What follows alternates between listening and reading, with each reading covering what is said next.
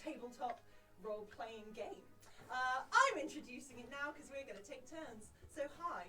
I think we should just go straight in with some introductions, but before I do that, make sure you are aware that we are sponsored by Critic UK. You may have noticed, I don't know if Ollie has cut to Connor yet, we've got the most incredible DM screen. Is that a shot? Connor's going to hold it there for a while. I'm going to be obscured. It's going to be great. Oh my god, it arrived this week and we're so excited. It's beautiful. Thank you, Critic.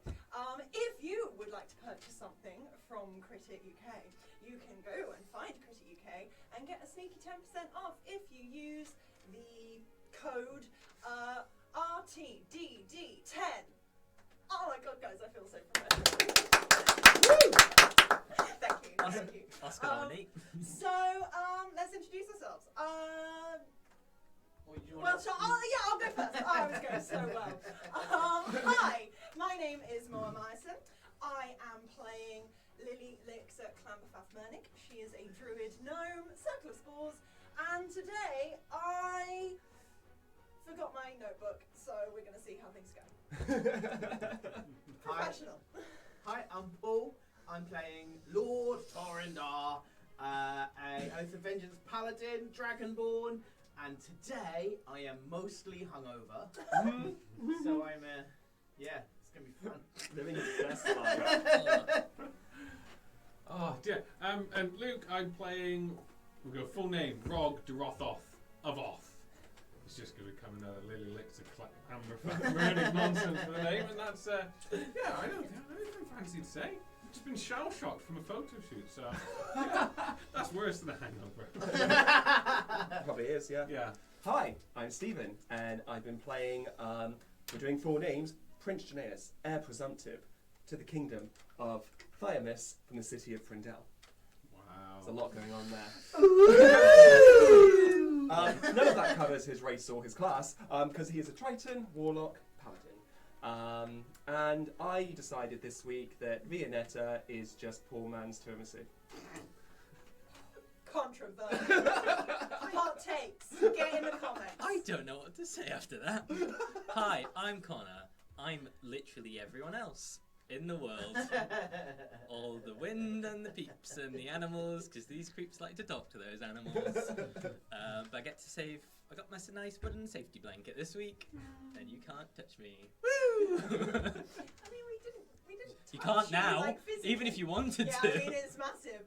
You might notice we're missing someone from the table. It's almost a good thing because the DM screen was not factored in.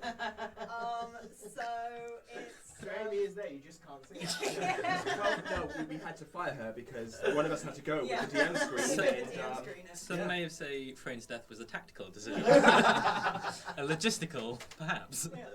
Speaking of, shall I recap? Yeah. Because what happened? Because Frane died. Sorry. Context. Good recap. Yep. That's what we need to know. Last episode, we were halfway through a fight with some breath weapony chaps. They were spiky. And there was a giant Turtle Island, Dragon Island turtle. Yeah. Full title. That works backwards. That's a palindrome. We were being attacked. Many of us went down. We came back up. Some did not. Frane is no longer with us. Janaeus and Torin did excellent paladining until Frane. We have now landed at the island of Halbor. Not Halbor, it's Halbor. We're at Halbor's Edge, the port. We're trying to find a boat or ship or fix the one we're currently on. And Torin and Lilli are about to cross the island to get to Halberton. Lilli is very invested in some spooky woods. They will be useful, in Lilli's opinion. Grogg's making some shoes, and Frane's dead. Janaeus is emotionally scarred. Janaeus is proper like Fat Man 4. He's not fat though. He's not put any weight. But he is depressed. But Torin and Lilli have Oh yes, Yeah. Oh yes. Thank you. Sorry. Torin and Lilli immediately cast Gentle Repose on Frayne, so she is in a state of just Slowly rotting. but like super slow. Super slow. Super slow rotting. Yeah. Super slow. Super slow. And they are now in denial. And they Yeah, are. because we got some feedback that maybe we were being too silly. Yeah. After our best friend and lover died. Yeah. They're just in denial, guys. Real big denial.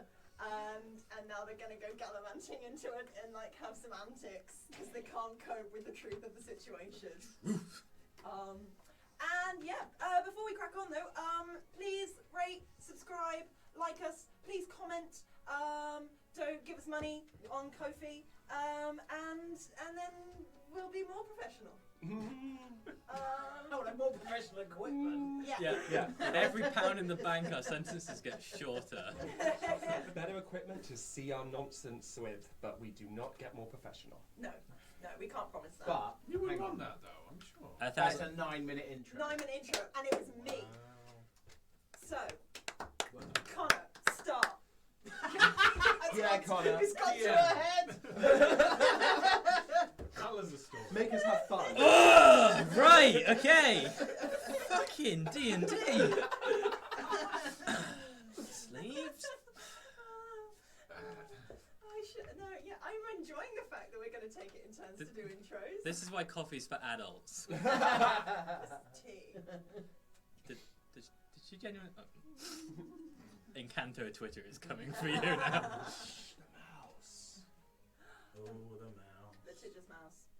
Come at me. We got nothing in the got bank. no You don't want money. it. You don't want it, Disney. I can take the DM screen. No. Fine. Donald Duck impression came out then. That's not good. Right. Silence. Everybody ready? Yeah. Cool. So, as Moa wondrously put, the party arrived at Halber's Edge last session, a small halfling town of fishing industry mainly, little port, not particularly big, one or two docks with a couple of ships dotted around. They did a really good job at insulting the mayor almost instantly. Torin was perfectly polite. Yep. Lily's been through trauma. It's an understanding, not an excuse. He wasn't wearing his chains. There was no obvious indication. He had the key to the city. To treat everyone with respect. Yeah. Very, very We know classist. Lily is normally the polite one. A perception check of 5 would have said he was cutting a ribbon. Leading a procession. So yeah, upon having a chat with Nathaniel Spacklerobe, the mayor, the party seemed, well, these two chucklefucks seem to have decided that there is a cleric on the other side of the island who's going to resurrect their friend. Along the way, there is a spooky woods. We've said spooky woods a lot now, so I get the feeling it might be important. It wasn't last week. No. And Not important. We're not going there, Lily. but we reconvene with Torin and Lilli, and you've got your character's name, but that's terrible. Torin and Lilli Who do that? What's the shitty character name? got Morn and Blue. Torin and Lilli about to enter into Rogg's room, I believe. Janaeus was left feeling mopey. He was playing My Chemical Romance in his room alone. The shades were down. Our best friend just died. Want to go on an adventure? Do I shy? So they left him to it and went to find Rogg. Was Rogg on the deck making Maybe- shoes? Or were Rogg you was in up the on shop? He came back. He's sat up on the deck of the ship. Yep. Yeah. I think we should probably go and ask Mr. Rogg if he would like to come. Oh yeah. I don't know how he's going to keep up with us. We're going really fast, and I don't think we'll get him on Hero. Perhaps he can run fast. He's You very have. big. You have. I mean, I know we were in urgency, but like, I'm only one gnome. Although yes, no, the whole like wild shape. Yes, let's But go Hero, you get can come him. on Hero with me. Sure. Hero would like to have a little run. Oh You know, yeah, it's no, horrible. he's a lovely horse. Can't Anyway, yes, stand. Grog. Rogg! Rog! The litigious critical roles going after her. But Letitia's Mercer. What have you done? Matt, no! So if you say his name 3 times, he does appear. Oh. I've just forgot the rules of D&D. It just stripped me of my powers. Oh, sorry about that. I don't think it's called Grog. He's called Rogg.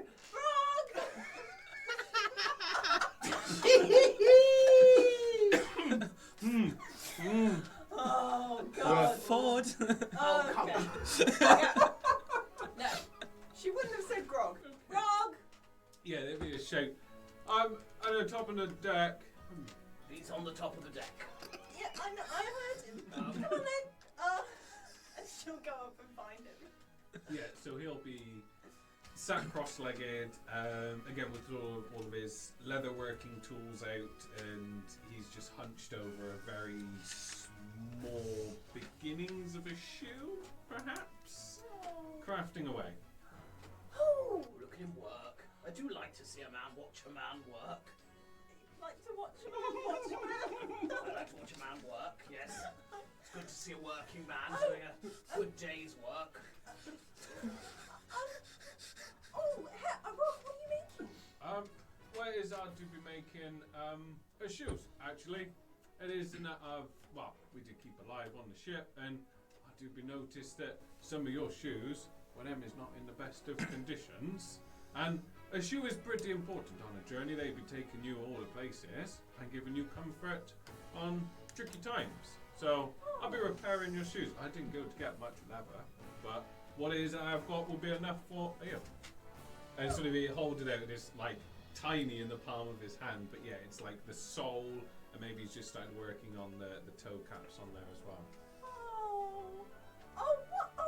And she'll look down at her, what she thought were quite sturdy boots, but they are definitely worse for wear. There's sort of like a twig sticking out of like a hole. So do you need me to give you my shoes now and you'll repair them, or are you making new shoes? I'll just be making some new. Yeah. Oh, that's so skillful. It is. I mean, like. You've got such big hands to do such delicate work. It is of a thing of my tribe, and we have to do making all of the stuff in ourselves. I had to make the stuff for your friend. But yeah, I know we make the stuff in ourselves up in the mountains. So it is everyone is taught to cook and to mend and to repair and to make and to fight. That is excellent. We Dragonborns don't need to learn that. We have people for that sort of thing. So well done, Rogg.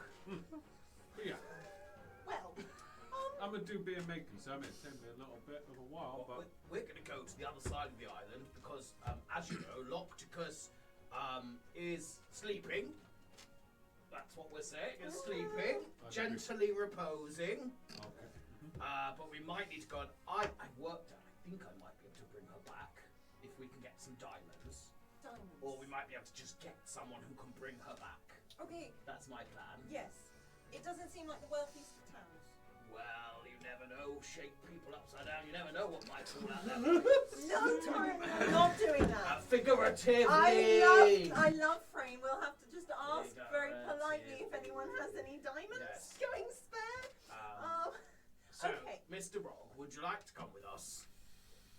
I do be finishing these at the moment, and I've got a little bit of something I need to think through at the moment. But Okay. I mean, if there's something, I'm sure I got pretty good hearing. If you just shout very loud, I'll come over and then. Okay. Lily's going to be thinking about like how loud she can shout. I don't think it would be very loud. Plus, I can look after the boat. Yeah. No one ain't going to be touching no boat with Rogg on that. Just keep checking on Locticus. Just make sure she's. Yeah, the copplers need to stay on her eyes. If it rocks, they've got to stay there. I'll do be doing it. Okay. Rogg, I have to say, thank you very much. It's okay. It'll be okay.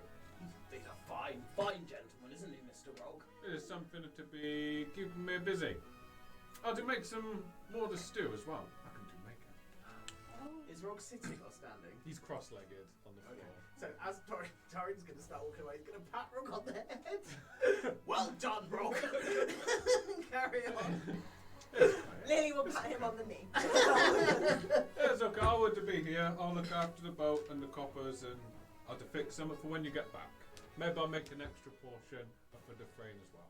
Oh yes, very good idea. Optimism is key. Yes, we're being very optimistic, aren't we? Not denial. No, it's not denial. And I will see if Janesim doesn't come asking, I'll tell him where you go. Well, he's very, isn't he? He's a bit down in the dumps. Yeah, we went to check and see if he wanted to come with, and he seemed Glum. yeah, of an extreme variety of glumness. So yeah, either we're kind of gonna give him some space. For Okay, a then. minute. But I'll be around anyway. But yeah, maybe check in on him. I don't know. You hear a splash. Oh. No. Maybe not. But yeah. Thank you for the shoes. There we go. You'll have to show me how to do it. I'm going to be teaching. Love learning new skills. That's going to be the rest of the episode. Let's leave, Okay, Torin, let's go. because we could be here a while. Torin's going to whistle for Hero. Yeah. Yeah. Who Torin would have cast at some point in the recast at some stage in the last. I think you cast it now if you want. No, I don't want to, because I've used a spell slot. I Yeah. didn't say that I did it a day before. And yeah, Torin's going to jump on or help Lily on if Yeah. Lily wants to come. I mean, she'll need that. Pop Lily on. Yep. And then jump on, and they're going to full speed off towards Alberton. Alberton. Via the spooky woods. So, Don't forget the spooky woods. Yes, Lily. it's literally the episode title, folks. Can't wait to skip it. Those woods look spooky. Spooky. So yeah, Harbour's Edge isn't particularly big. It's maybe like 20-30 houses with, like I said, a couple of dock houses and warehouses and such. But there is a sort of winding path leading up, like it's a small hill leading up the island. Green grass on both sides. It's pretty luscious fields, not like arable necessarily, but just like long grasses with like sort of like, the furry bits of grass and long green blades, and the actual trail itself is pretty nice. It's not cobbled. It's a muddy sort of pressed track rather than something out there out of necessity. Yeah, and as you start making your way out, you begin to see after a little while the sort of edges of the wood. It looks like you don't actually have to go through the woods to get to where you're going. The road sort of veers off to the left, and the woods sit a little bit to the right. You probably go pretty close on your journey, maybe even touch to it, but you don't actually have to go through the woods at all. Yep. We're going through the woods. Good to know. Lily is very adamant, like she is determined. Could I detect I mean. What, as you get closer? Yeah, as we get closer, she's going to want to try and detect any kind of natural magic. Divine sense. Yeah, so it would take, I mean, the actual journey itself is 8 hours over even on a horse. It's probably going to take you an hour or so to get sort of close enough within the woods. So do you want to sort of ride on for an hour and then when you get a bit closer? Yeah, because detect magic doesn't have like it's only like 30 feet. Yeah, of course. So so maybe as you get close enough, sort of an hour and a half into your journey, go ahead. You're casting detect magic and divine sense, just to check for good and evil and magic stuff. Yeah, it's very much when Lily casts detect magic, it's kind of she sits and it's like hello, hello. Cool. And is there anything particularly you're looking for? Is it just? She's very much hoping for a either druidic nature vibey magic. Necrotic would also be on her list of ones that she's more like specifically able to. But anything. Yeah.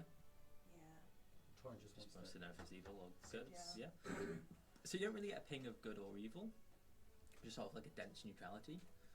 It's not one way or the other. The wood itself is just the wood. But you do get a ping of druidic magic in that the wood itself is sort of living, breathing, but has like almost like a tender to it. There is almost a bit of energy to trees, like more so than just sort of a natural forest. You know, there's something there that allows the woods to be a little more magical. Okay. Now, Lily, does the woods look a little spooky? Are you sure you feel like we need to go into them? I'm definitely getting magic vibes. Do you think there'll be something there that can help Locticus? At this point, I think we should just any thing might be good. Like, it's not that big of a diversion, is it? To go into the woods is away from where you're going, but it's not, like, so if you were traveling due north, you'd have to come off east into the woods. Okay. You could probably make your way, you know, without knowing the lay of the land, you could maybe sort of hang around, but you're not sure. Let's pop in a little way. Yeah. If you can sense some magic, let's head towards the magic. And let's see what's there. Yeah. Shall we? And maybe we will free these little people from some evil. It's spooky.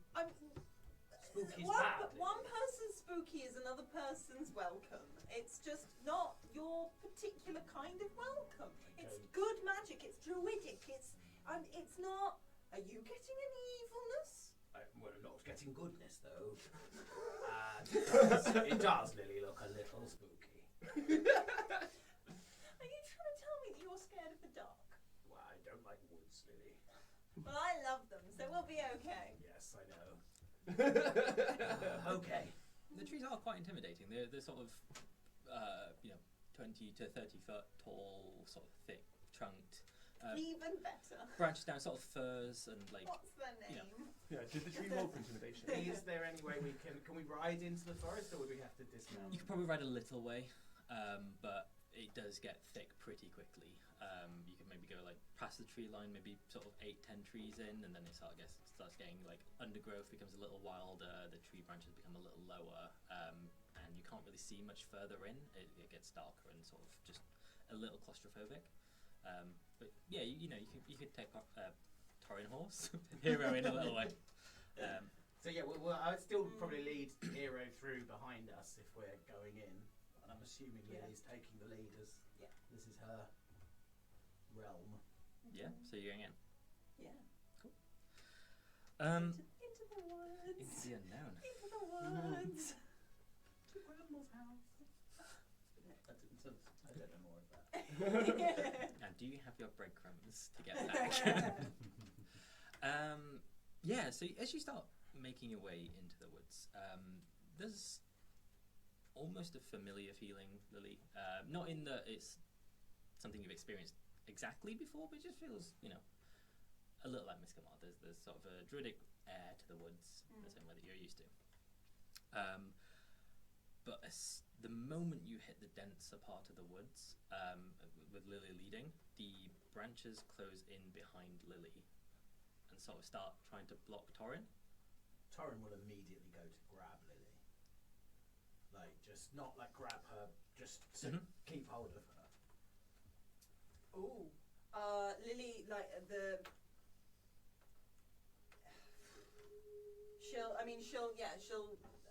she'll try and go back to Torin. She doesn't want to get separated from him. Okay. And as Lily moves back, they move away for her. She's gonna lean forward. And again, they sort of slightly start moving and the undergrowth starts growing. Like, She's just gonna lean forward and lean back a little bit and be like, and you have that sort of like. ooh, I think it's me. Do you think we should be tied together? And she's gonna, you try stepping forward. Well, okay, but let's tie ourselves together before I do that, just in case. You lean forward a little bit, because I'm not, like, see if it does the same thing Well, for hold you. my hand. Okay. Torin will lean into the. Yeah, so as soon as Torin tries coming, like branches start moving up, vines and things start creating this. I mean, it's not completely impassable, but it is starting to get more and more difficult for. Lily, I don't think this wood wants us to come in. Hang on, so does it Not Lily. It's trying to separate Torin from Lily. It wants me. Special. It doesn't want me. How rude! 4 stars on Yelp. Bit spooky, not very hospitable. Spooky, not a great welcome. The breakfast was good though. I'll give them that. Oh. How long has it been? Like, is her detect magic still kind of going? If it's 10 minutes or so, then Yeah. yeah. Is the magic stronger? Like. Yeah, visibly Lily, the denser. trees are moving. How strong do you want the fucking magic? But can she get more of a sense of Yeah, like, what it's it definitely is? denser. It's definitely some sort of abjuration magic. It's like shieldy, but not doesn't feel necessarily aggressive. It's just magic. It's just. So, I don't think it's bad. I think it just likes druids. And no one else. I'm a druid! Just one branch is like shaky. Now I could potentially speak with plants. Well, okay. Torin's favourite. I'll be here. Lily's gonna go a little bit closer to. Are the branches coming from a particular plant? Just from different trees. Like Yeah. it's everything in the path that isn't Lily's is like, the branches from the trees are coming down, the roots are coming up, the thorns and brambles are stretching and reaching, and almost like there's a central point that they're trying to get to, and that would be following Lily. Okay. She's going to go up to nearest tree. Yeah. And kind of put her hand to it, and again say hello. And with that is casting speak with plants. Cool. Can you roll me a wisdom save, please? Whoa.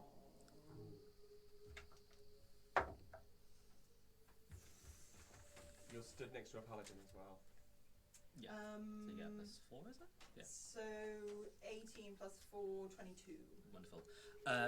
So immediately your head is flooded, like, with thoughts. Like you've spoken to plants before, and there's maybe been multiple consciousnesses, but this is like a wave of consciousness, but like multiple entities, and it almost hurts having this much bouncing around your head. Like for the amount that Lily thinks and talks. Yeah, exactly. It's just almost like a disparate whisper from around the woods, and it's just reverberating around your head, saying just one. Druid.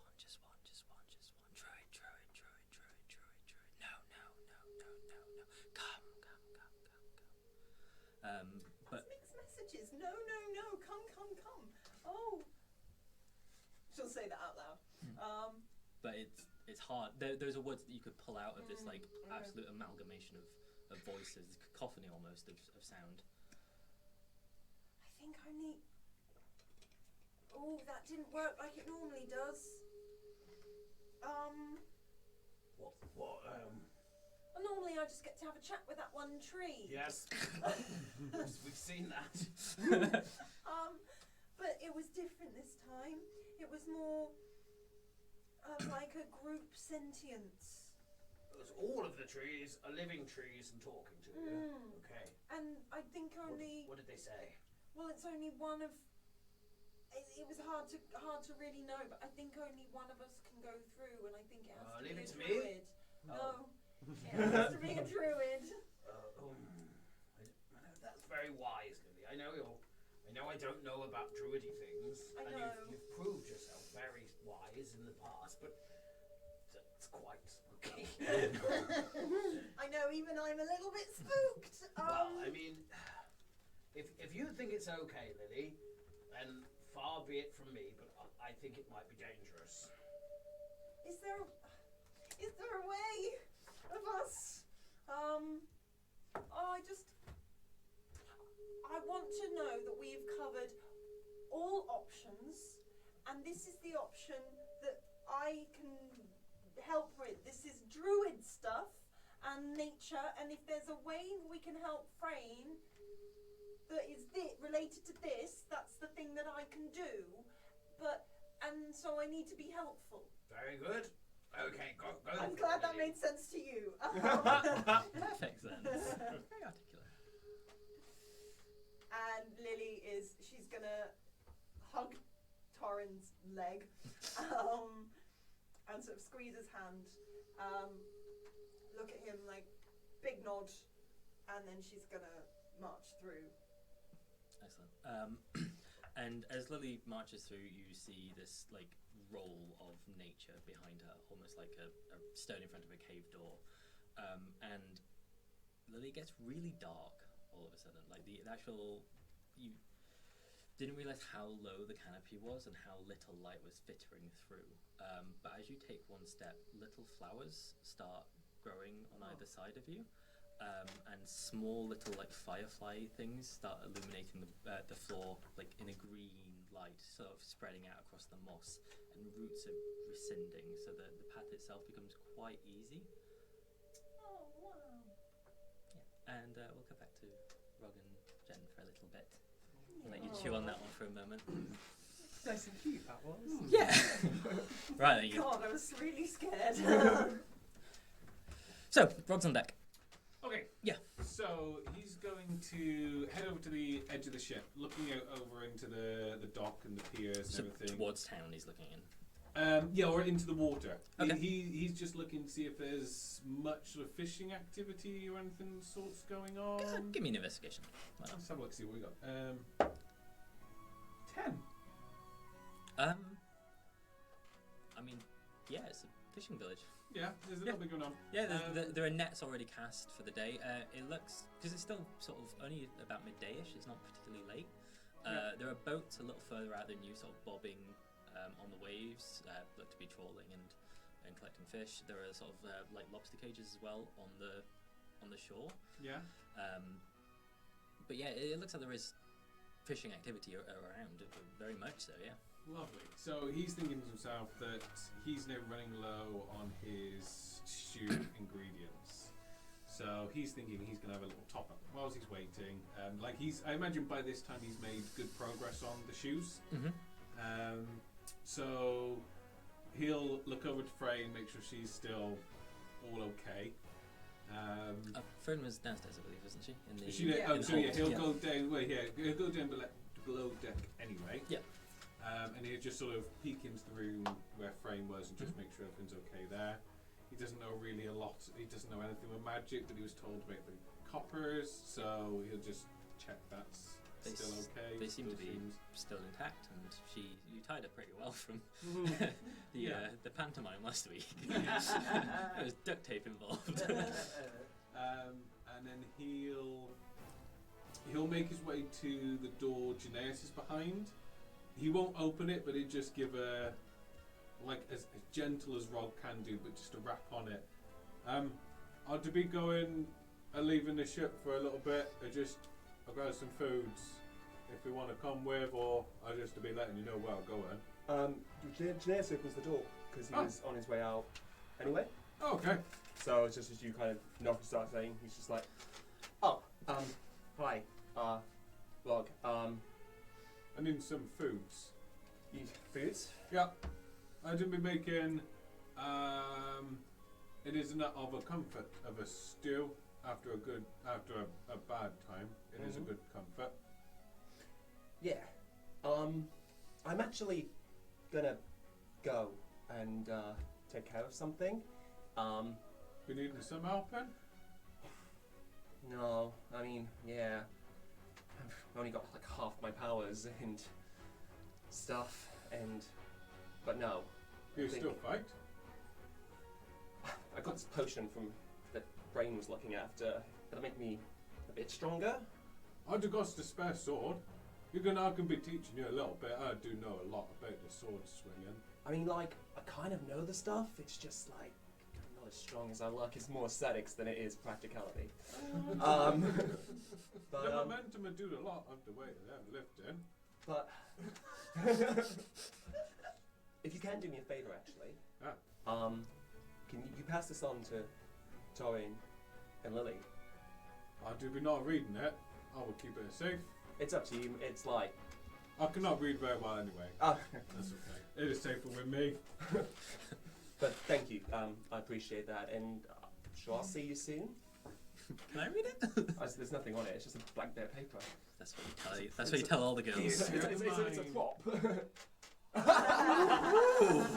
I have just given you a 7th level. Saucy. And yeah, Janaeus will walk past Rogg, try to tap him on his shoulder. No, that's not going to work. Elbow. And then he'll head to the deck. Cool. So the deck is pretty quiet. Yeah, Chandrel's not about. There's not really any of the remaining crew. Most of them didn't survive the encounter. And it's a really clear day. The seas seem somewhat calm. Except there's fishing boats bobbing in the bay.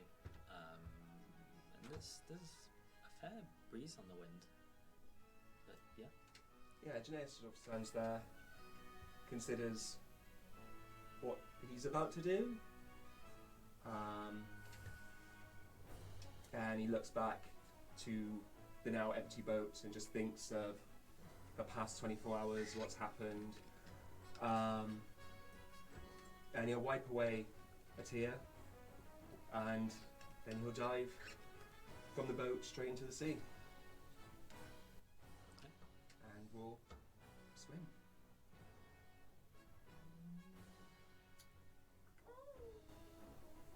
Yeah, Rogg he'll put the note. He doesn't really have pockets of sorts, so he'll just tuck it up under the van brace on his wrist. Sure. And yeah, he'll make his way down to some of the people. He's a little bit quieter. He doesn't know what to take of what's going on with these people, but I'm sure they're on a good path. He's still he'll still try and join them, maybe perhaps. But for now, anyway, so he's going to find some people. If there's a fishing boat just came in, or if there's little merchant stalls set up selling fresh fish or catches of the day or anything like that. Yeah. Yeah, just have a look around. You're trying to find some new supplies. Yeah, that's not particularly hard to do. Like I said, there are little stalls set up just off of the pier front that are purely fresh catch. They are there for the sort of 3 or 4 hours. The fish remains really fresh, shuts down. There are a couple of slightly bigger ships that obviously know this is the time of day to come in to get that catch, but you know we're talking 1 or 2. It's not a big trade route. It's not a big city. But yeah, you are a giant amongst these people. Yeah. As you're walking through the town, you are getting looks and whispers like, "Oh, man, that's a mighty big fella." I imagine he's sort of like sliding his feet just so he doesn't accidentally put his foot up and down on someone's foot. So he's like sliding along as he goes. There very are cautiously. halfling parents with arms like holding kids to the side of the road as this humongous creature moves through their He has town. at least left both swords on deck, so he's not wanting to scare these people as much as he can. But yeah, both swords are up on deck. But he'll make his way over, and then just sort of like squat down in front, just to sort of come as much to the eye level as he can. As it do be a fine fishing that you've done. I could be a buying some. Yeah. So as you look down, there's this quite podgy little halfling. Podgy's not the right word. More like stout, like stocky. Maybe past his prime, but he's got a long, thick, bushy beard and like a straw hat. His feet are sort of up at the desk, and he pulls out this little, this tiny little cigarette. He's like, "Well, good to meet you. What are you buying?" I was just looking over. I sum up for a good stew. I not really knowing much of the local fishing that I know of this place, but something that is gonna do well in a long cooking. Well, we got a whole lot. I mean, we are mighty privileged to be at the forefront of 2 different tide points that come right in. So we got ourselves bass, snapper, cod. We even get salmon every now and then. Like, I know it's fresh, but it comes in. It's mighty fine. I'd be taking I will be your recommendation. I will handle the cooking and stuff. I will take the recommendation. It is never from yourself. Then. And his eyes sort of glint at you. He's like, "Oh, feeling brave, are we? Well, Yes. my recommendation, right? I can cook in it with anything. I'm With very, anything. very good. Now, a lot of the folks around here ain't so adventurous as you might have found strong adventurer type. Could you wait being like PlugHole maybe? Maybe. I got a Yeah. smelly. Yeah, I can see that. Yeah. We got ourselves some swordfish. Oh. I do know a bit of cooking of them a long time ago back home. Yeah. It ain't an easy fish, but Maybe not. No. But they're still a long time. they good. Yeah. That's why I will be taking. As you've got many. I got 3 or 4 I can tell you. I would take them. Take them all. All of them. You Yeah. take them all. Yes. Swordfish are huge. I know. Why do you think they aren't selling? No one can get them home. Bigger than the half. Yeah. Takes a full armada of halfling boats to get one in. Popular around festival times. Yeah. I'd take them. I've got the stuff. I might have to get some salts and some stuff to store them a good long time. But As this conversation is going, he sort of taps the top pocket and another cigarette comes out. He's right. Well, obviously, there's a danger cost involved with getting swordfish. That ain't an easy fish. them is a pretty good at fighting. Yeah, I mean, they bigger than we are. They sort of at this point just realise that I done me. Yeah. Right. So that ain't a cheap fish if you get my drift. That's okay. Hmm. What isn't it? Is you were wanting? You willing to spend all the money? Had to be. I got a little bit, and I'm thinking maybe your pockets aren't that deep, but maybe we got some card over here for you. There might be more an well, esteem. no, God, don't worry. Don't come out and be giving me things of nostalgia from home, and then be saying no. I'm not saying no. I'm just saying maybe you ain't got the What pocket. has you been wanting? Well, I mean, 2 gold. How's that set you back? No, it's okay. I do. Can you do an insight to see if this guy's as in a humble general if he tries to snark people? Because he's Yeah, of course. Okay, let's have an insight. Okay, plus 14. 14.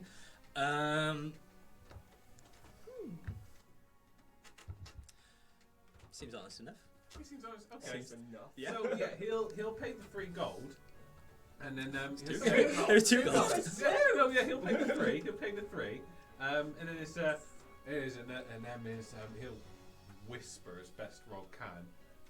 Back in it of the homelands, that the swordfish in there is a rare, and them is worth a little bit more. So perhaps in that you could get away with a little bit of this all into the mountains. And nearly swallows a cigarette. Mountains, you say? Just starts stubbing it out and he's like, where would these mountains be, perhaps? I do not be knowing. It's a long, I think in a long way away. And we're talking more than 2 gold.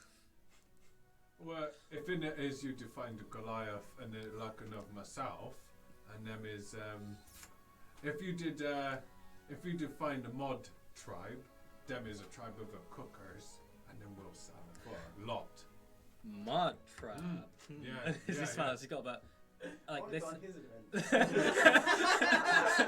This half of his teeth are gone. He's like, mod tribe. And Yeah, them is the we talking? finest of cooking. We talking 4 gold per unit? And it probably is 6 and 7 or something like that. If it isn't a fresh, them is not good fishing, but them's a good with the cooking of them. 6, 7. Oh, 6 or 7. 6, 7. Yeah, right. Cool. Absolutely. I mean, I was doing you a sale. Well, it does a bit seeming. I know not much about the common in it, but if them's common here, them's not common in our parts. He reaches a hand out. That's a deal for you, sir. Hit Rogg. No, Rogg. He'll sort of engulf his hand, and he'll shake it gently, mindful of these brittle people, and then he'll sort of stand up and I can be. I've been taking them on my own. There's no need for you to sort anything out. No, I mean I can get the boys to. I'm gonna, and he'll sort of head over. He'll take a small little length of rope out of his rucksack and sort of tie the noses of the swordfish all up together in a bundle and just sling them. Yeah, so behind his thing is just troughs of ice and fish. Mm. And the swordfish are like prime position, like prized at the top. There's only 3 of them, so. Yeah, so he'll like tie the noses all up and probably another one around the back fin a bit and then sling him over his shoulder and make his way. Right, well, you remember Joel McKean now, and come back if you need anything. I was not good with names, but okay. Right. The mantra. And he'll make his way back up. He'll start preparing one to go in the stew, and the others he'll start sort of preparing for storage. So he'll get them salted, wrapped, and dried, and all that sort of stuff. Yeah, so you can head back to the store you went to yesterday and get all those things pretty quickly and easily. Yeah. It's sort of like he's go back to the general store because he said he had all sorts of bits and pieces. So we grab all of his storage supplies there. Wonderful. Hello. So Torin's sort of waiting for Lilli, I guess. Torin's while he's thinking about Rogg and the leather, and he didn't have much leather. So while Torin's waiting, he won't go very far from this area, but he would like to catch a deer of some description. He thinks he could probably take that. He doesn't really know how you turn a deer into leather, but he is aware that happens. So he'll just be sort of hunting, I guess. Give me a survival check then. 20, not natural. So as you're looking around for tracks and sort of checking the general area for wildlife, are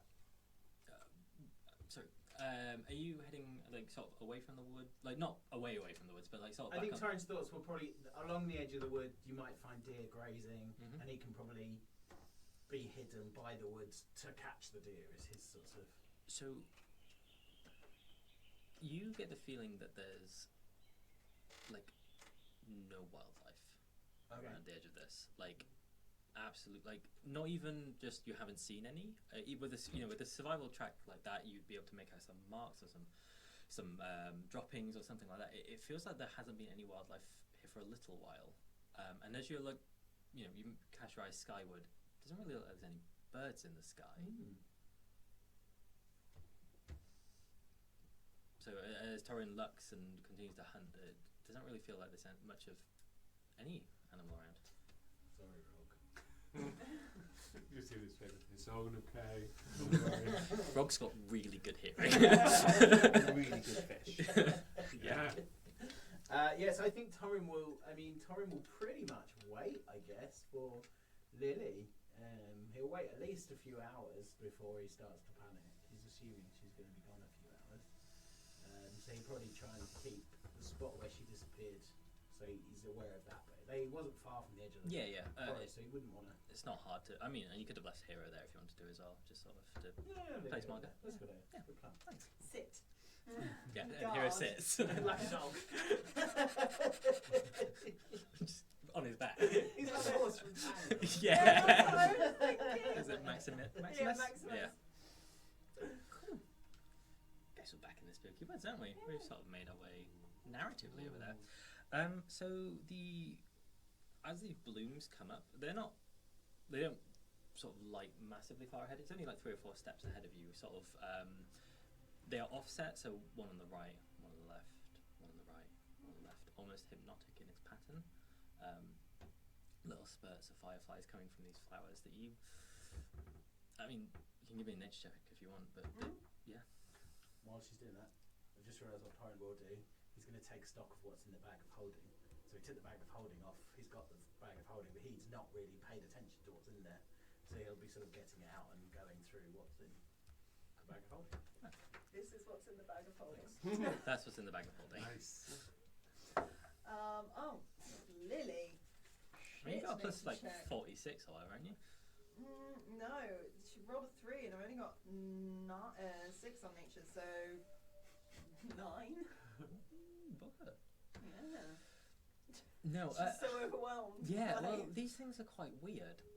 So they almost look like from design, like they should be carnivorous. They look like they should be like fly traps, but they are almost the opposite. Fly releases. Yeah, exactly. They have a deep purple flower with like almost like a floret of green leaves around the bottom, but as they spread outwards, the stamen comes up and the things just hover around them, not too far. They don't like immediately fly off. They are like attracted to whatever is in the center of the flower. And just keep stepping. They just keep sort of opening up and lighting the way. And she'll keep walking. And she doesn't recognise. Does she recognise any of the? I'm gonna sneeze again. Does Lily need an antihistamine? Lily's allergic to whatever these flowers are. To nature. Yeah. And she doesn't. Does she recognise any of the plant life that's around her? Or Yeah, I mean, there's a variety. Yeah, I mean, there are very standard trees and the vines that are similar to things that you create and have you ever seen elsewhere. Just some of the things are different. And some of the things you notice are either maybe a different shade, or the leaf structure is a little different, or the thorns are the wrong way around. Sort of the same, but slightly twisted. And yeah, she'll keep walking, and just kind of following she's gonna just completely trust in whatever is leading her. This is kind of what she knows. She's not been near any kind of nature for a while, so she's actually quite happy. Not happy, but sort Content of almost. relaxed. Yeah. So letting whatever's gonna happen. From the moment you sort of entered, you can feel like a presence, or like you're under the watch of something, but not necessarily predatory. It's like there's a heaviness to it. There's a sentience almost to it. But and as the canopies get thicker and lower and heavier, and the branches get smaller, like it becomes so dark that you are almost relying on these things. They are just every step as your foot comes down, another one opens, and another one opens, and another one opens. As it gets darker, she's gonna start humming the lullaby that was in the marble musical, the musical Marble, as a sort of comfort, and like her halo of spores is just gonna not aggressively crackle. It's almost gonna be like a comfort blanket of halo of spores that's gonna issue out of her, because there's a slight glitter. She's gonna hope that it adds a little bit of light to the situation, more out of hope than anything else. And as you hum, there's a little reaction from the fireflies, and they start sort of almost moving in like figures of 8 and moving in like lifting falling with the music. And as the spores start activating, they start becoming attracted to them and just sort of flit around you, not harmfully, but just within sort of inches from you, creating almost like a cloak of fireflies that just lace around Lily's body in the same way that the spores would, playfully almost. She's gonna sort of like see if they move with her, and just kind of like move her hands. Absolutely. And kind of make a little game out of it. And as you do so, as you cast your arms around and make this game, you can see a little more of the woods as your arms open up. And it seems you are coming to some sort of clearing. Like the woods themselves are becoming, they're still dark, but the trees are moving out slightly more. They've been moving out of your way, but they are like naturally sort of receding. And you are casting light as you come in. May you continue?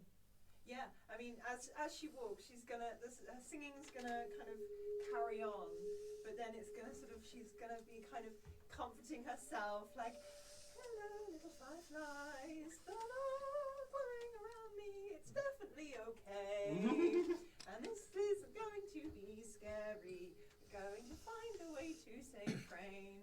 Hello, woods that are a little spooky now. Torin might have been right, but it'll be okay. And like it's just gonna carry on like that. Sort of constant Trying to stream give of yourself bardic inspiration. Yeah, like, Brain would be so much better at this singing. So, the flowers are opening, and your pace itself is almost to rhythm, and the song seems to have naturally fallen within the cadence of the music box song that you're coming. And as Yeah, you it wouldn't have been that tune. It's just No, the no, tune sure, of the sure, lullaby is yeah. too ethereal for my meager mortal voice to capture. And you realise that the natural end of the music box, the point it would come to an end, is the minute you step into the grove. And as you do so, the fireflies just and separate outwards, fully illuminating this place. Ooh. What can I see? So you see this sort of within the centre. Well, first and foremost, the trees themselves are almost buckling it in, coming in over the top. The canopies themselves are low, like really low, sort of barely 6-7 foot. It is like quite small. There's this large stone mossy rock in the centre, and the moss spreads out across the entire centre. Like the path you've walked on has been mud and has been undergrowth. This is just soft moss, almost like in a circular nature, almost emanating from the stone. The central point of the stone, sort of almost like as if it were Pride Rock, there is like a pool in the prominent point, like a pool of water, and it is reflecting a deep green from these fireflies, and it seems to be holding the light a little longer than it should be. Like light would bounce off, but it seems to be holding there and shimmering and coming away slower than it would have done. And as you enter this glade and as this these fireflies come out, you hear a voice. Sort of, it's hard to pin down where it comes from, and it sounds deadened because of the trees and because of the foliage and because of this sort of stillness. But it's croaky and one that hasn't maybe been used in a while. And you hear, "Foul is the magic of Rinreth, the betrayer.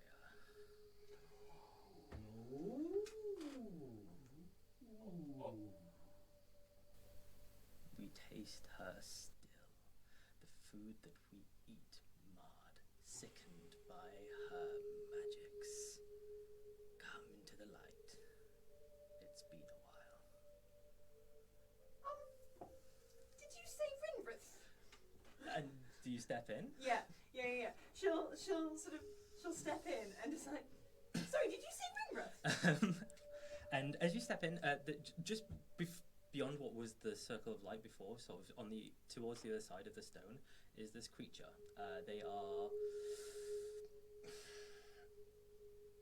a mess to say. So they look almost elven, but they are overgrown. They are on their knees with their arms behind their back, and thorns are like a circle of vines and thorns are holding their arms down to the floor, and they're in a kneeling position. There's like growth coming up their body, so that there's plant life connecting over their face, and it just seems like they're being held in place. Are you okay? Not Rinreth. Another. No, I'm not Rinrith. I did meet her once though. So did you say you don't like her? We have not seen Rinreth for a long time. Not since her great betrayal. Come, small one.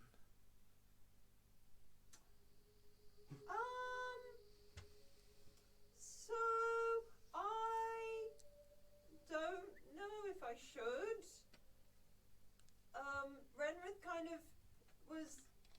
Rinrith was like, she was nice to me, and I don't know why I'm still singing. It's horribly a comfort thing. What did she betrayed you? How? It seems its potential outweighs its cunning. Potential outweighs its cunning. Is that a good thing? What do you know of Rinreth? Truly. Nice does not mean good, little one. Oh, I thought it did. Have there been Although others? language is very complex. Well, she gave me her staff and said that I was going to be the next archdruid, but I'm not yet. I've still got lots to learn. Although the staff's now blown up. So I'm not sure how much I should be sharing with you, stranger. What's your name? Torin has been sat there for a few minutes, like a little while since Lilli, and she suddenly thought, I can fly! So Torin is now going to fly up above the trees, and he's now flying around looking to see if he can see where Lilli is. Cool. Just to let you know, that's what Torin's doing. Cool. Right. Sorry. What's your name? For that rude interruption. We are many, and names are ephemeral. Not I don't lasting. know. I find names quite important because they help identify yourself. Important. I'm Lilli Amberfathmanig. Important, yes. Forgettable, also. Not Rude. ours. We. Who? Wait, what? It doesn't. Sorry, I couldn't hear. It I does. couldn't hear It what you doesn't said. seem to remember its name. Is what it's saying. So how long have you been here? Since the betrayal. And you. So, Rinrith, who I thought was quite nice, but maybe not, and did something to hurt you, but I don't know if you deserved it. This is all happening out loud. Can't remember their name. How long have you been here? Since the betrayal.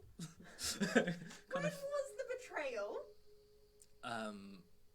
It just sort of has this like for this entire conversation. It hasn't stared at you; it's stared past you. Okay. And is Lily still standing stock still? How is she? She's sort of like, she's not getting any closer. She's sort of doing a bit of a tiptoe, leaning forward, kind of trying to hear. Give me an investigation or a perception, your choice. I think I know what it's going to be. Yeah. Yeah. We're gonna go perception. 19. 19. Yes. So, underneath this overgrowth is an elf. The creature itself looks at one point to have been a fairly typical elf. And you get these brief moments of like clarity and recognition, especially when the name Rinrith comes up. But the deeper it probes, it loses itself. It's almost like dementia or something like that. There's a fogginess to it. So you did Rinrith put you here? But no, locked, yes. Trapped, definitely. Okay, Rinrith trapped you here. Why?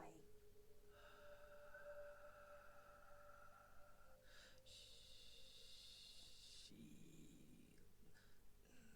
left and took it. What did she take?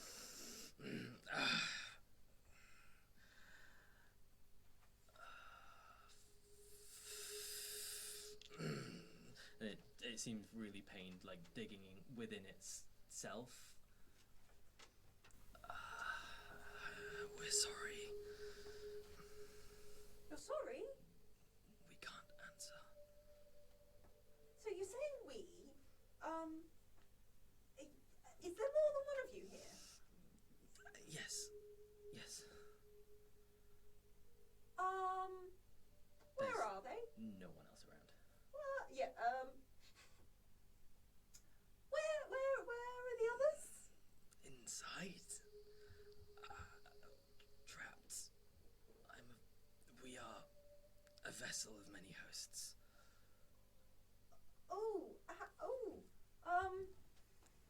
And sort of sounds familiar to the voice you heard earlier. Oh.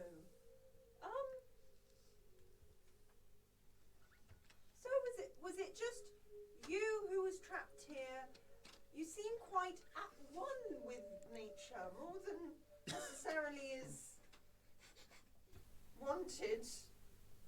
You seem a bit stuck, in the mud. That's a good game. But, you is, did I hear the voices of plants or the voices of other people, or Is there a difference? that's really poetic and true.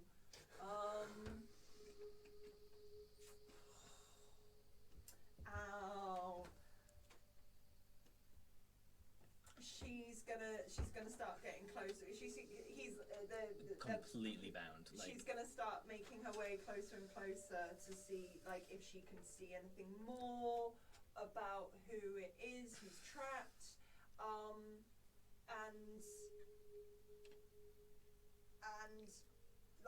and wants to know if they deserve to be trapped. Like, what did you do? And she.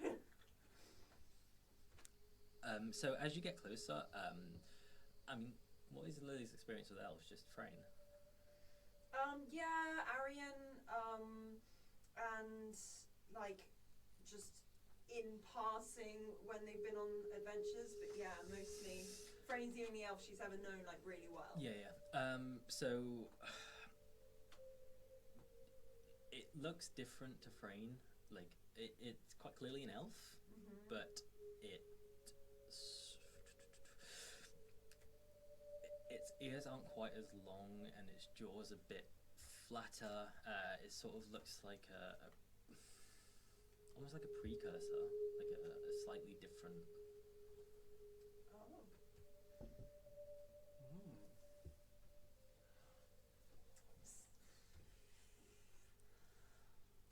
Oh. And what did you ask me? You asked what I did. Yeah, what did you do? We did many things. Not all good, not all bad. We are mortal and fallible. Rinrith took and betrayed and trapped. Okay, so Rinrith has trapped you here. You've done some good things and some bad things, and some not good or bad things. Let's call them medium things. And I have. And what you do need? Do you know how to bring anyone back from the dead? We know what you ask. We have not the power. Get it then. Oh, I needed the spooky woods to help.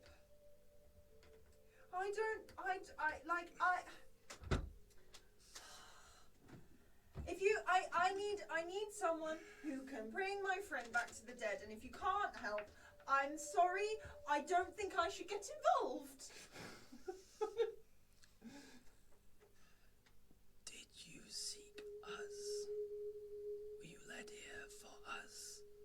I don't know who you are. I was just looking for someone who could help my friend, and I was told of spooky woods, and generally that means a bit magical, and if they're woods, then it'll probably be like nature magic or druidic stuff, which is kind of my wheelhouse, and I figured I could maybe ask someone or find something that could be a bit more powerful than I currently have or knowledgeable, because I'm still learning all of this business, and just would be able to harness it so I could save my friend, because that's what she would do for me. We are servants of nature, and there's a reason this grove is and was, and we were, and Rinrith was. The pool. Consult the pool. He I'm gonna gag you in a minute. You can't. I'm like. Oh, the pool. Oh, and she's just like, okay, fine, I'll consult the pool. And she's gonna like walk over, and at this point, she's kind of like, very frustrated with this whispery creature that Moa is struggling to hear because she's a bit deaf. And is going to sort of like quite like huffily be like, fine, I'll look in the pool. And she's gonna approach the pool and look in the pool.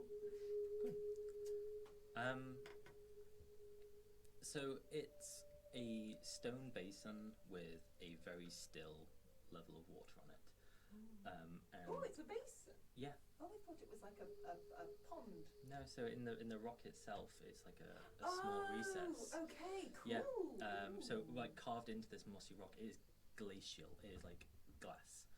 And as you look over it, you see yourself, like obviously as reflection, but as you peer into it, the Lilli, the reflection turns and starts walking away into the pool. Come back. Hello. As it seems like sort of tree arches and pathways start opening up within the reflection. Okay. So is this a reflection or is it like a vision or? I don't know. What are you going to do to find out? Hello. Other Lilli. Come back. Fine. Oh. What happened?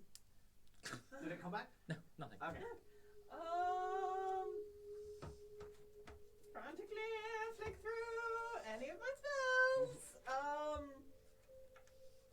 And she's gonna like, is it solid, did you say? Like glass, or is it liquid? No, it is liquid, but it was like Oh. a glassy surface. It was so still that it was like. I'm scared to touch the water. I'm going to tell you what to do. If you want to leave, you can leave. I mean, she's gonna kind of like, she's gonna like just put a finger and see if it ripples and affects the reflection. It sort of ripples outwards, but not as a circular. Not like a droplet. It's more like you're touching something tangible. Ooh. I don't know what to do. Just gonna turn around to the creature and be like, so did you say that the pond was gonna tell me something? Many have come for the pool and sought the wisdom of the Earth Mother. Earth Mother. She sounds like she knows what she's doing. Okay. Has Lilli heard of the Earth Mother? Roll me a nature check. Or history check. Nat 20! Woo! Hey, damn. Yes, once. Oh. From Lox when he first started.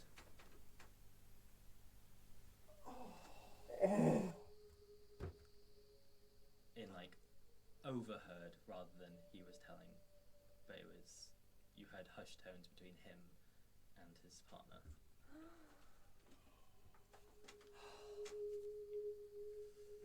Good hushed tones or bad hushed tones? It's up for Lilli to decide. Who's talking about it? Not necessarily not shouting, but like you know. Actually, on a nat 20, he'd been visited by like. Ooh. This just got interesting. It's been really interesting for a long time. She's gonna try and push at the barrier.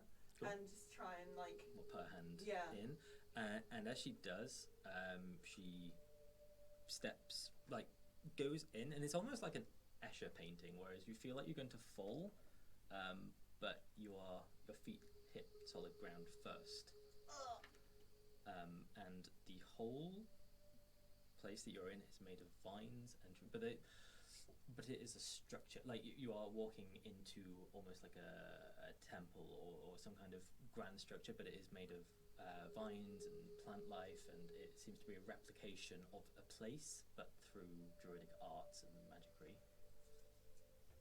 So there's just long sort of, and the other Lily is ahead of you. Oh, other Lily is still there. Mm-hmm. Oh no.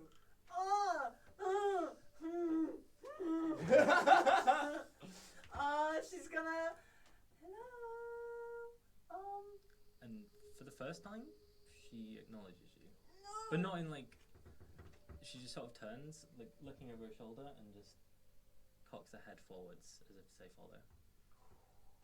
And if you were to look behind, there is a shimmering behind you. Mhm. There is a shimmering pool behind Okay. you. You can leave. There's not a. Earth Mother has to be someone who can help, and she's gonna. Why didn't I pick up a stick? She's gonna follow. Okay. And as you walk along this path, it becomes. It looks familiar, and it looks like the path you've just walked down. With every column being the flowers that you have stepped on, but they are as you're walking, you would almost be walking back towards Torin, but the columns are on the tree, like on the plants, and there's this huge building that you're going towards. Instead of the doors opening like a large wooden door, they rescind like ivy, and you are within this room. It is mossy and green, and there is a chandelier and like artwork and depictions of this great being, this great motherly figure at the back of the room, sort of created from moss and hanging plants and flowers, sort of decorating her in like a beautiful gown. And within the center point is I say pedestal, but again made of roots and grass and as you walk into the room, the doors sort of close behind you, and there's a deep blue glow from the chandelier. It's similar to the fireflies before, but it's a deep, almost sapphire in rooms for you. Hello. It's become my catchphrase today. Yeah, on the shirt. No, it's gonna be. Can she? Can I do like a nature check to see whether it's Yeah. good vibes? You can, good vibrations. Yeah. Nat 20! Woo! I love this dice. What is going on in the druid wood? Yeah, Oh, I know. I know. We'll find out on the Nat 20. Thanks, Belle. Belle gave me this. Thank you. Yeah, it feels pretty good vibes, man. Like Dankish kind of good vibes. And as you step into the room, the figure at the end comes forward. And Oh, sorry. I thought you said it was a depiction. it was. Oh. And she steps away from the wall, huge, like giant, but sort of bent down into the space that she was depicted in. Imagine like the Zeus statue in Hercules. Yeah. And she steps forward into the room, putting her hands out, sort of crossed in a gifting fashion, and within the center is a tiny little seed, and she presents it towards you. She'll run over and I assume she'll maybe have to like clamber onto her hands No, to they get it. come Or? all the way down, and as the hands touch the floor, they begin to integrate with the floor and become part of that plant life. But the seed sits, like the pedestal comes up through the hands, and the hands sort of become this like decorative base. Oh wow, she'll run over and I mean like have a look at it, but she like the good vibes, man. Yeah. It's good vibes. She's gonna go and get that seed. Okay. How? Like, does she grab it? Does she, what? The seed's in front of you on a little pedestal, like sort of hand level. Is it glowing or is it just a seed? It's just Any a good seed. vibes from the seed? Good vibes from the whole room. Okay. Yeah. She's just gonna reach out and pick it up. And as she does, it sort of burrows slightly but not like it's not painful. It just sort of sits in, and on the center of Lily's hand is a seed shape. So the seed has gone within her hand and leaving behind almost like a tattoo, like an outline of a seed. And the Earth Mother leans forward. The greatest gift I can give. For now. She closes her eyes and just gives you a tiny kiss on the top of your head. And that's where we're going to take a break. Oh, cool. Wow. Good vibes. Congratulations. Hashtag good vibes, guys. We will be back in 15 minutes. Yep. Yeah. Hello, welcome back. We have peed. I hope you have too. It's the least we ask. Yeah. I've got a seed in my hand. It's a real cross-streaming thing, isn't it, for us lads in the pee break? We all Almost stand- all I No, don't like. let's carry on. I don't Don't like. want that. I've got a seed in my hand. I've got a seed in my hand. I want to find out what it does. It's weirder when the girls go to the loo together. No, we're playing D&D. This is going to be a quick intro. Ah, Connor, go. right. So Torin was. Yes. Has got wings. Flying about. That's what I read. He suddenly, the person controlling him suddenly went, "I got wings. What the fuck is this sitting here?" So you fly around for the duration of your flight, the full hour. Okay. Can't see into the woods at all. It is like dense over the top, but like weirdly so. Like there is a thing containing whatever is inside. And after that hour is done, Lily still doesn't appear. Right. And an hour after that, Lily doesn't appear. Oh. And an hour after that, Lily doesn't appear. What's Torin gonna do then? I don't know. You're the one who plays him. I know. That'd be a fun one shot. Three Two hours. brains, one character. Yeah. Okay. So Torin is.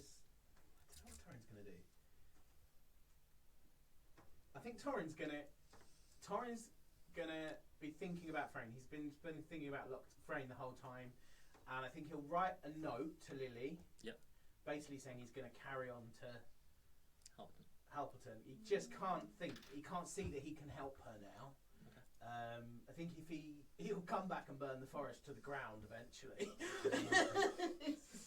But at the moment, Not back by the time I arrive back. I will burn I will you to burn the ground. spooky forest down. Because we know how you like burning trees. So yeah, Torin will write a note basically saying he's going to carry on to Halberton, and then he'll come back and meet her here the next day, basically. Where are you leaving it? Sorry, Where are you leaving exactly where she went into. But like on the floor, on a tree? On a tree. Okay. So if you're not, so I'll be back in a day. Yeah. Okay. Be back by tomorrow. That's basically going to say. Because yeah, he's figuring it's probably getting on a bit, and there's no point in him. It's late afternoon. Yeah. Yeah. So yeah, he's going to head off to On Hero. on here. Yeah. I wish we could do cutaways for like Miss Horror Rise Up. What happens? Who knows?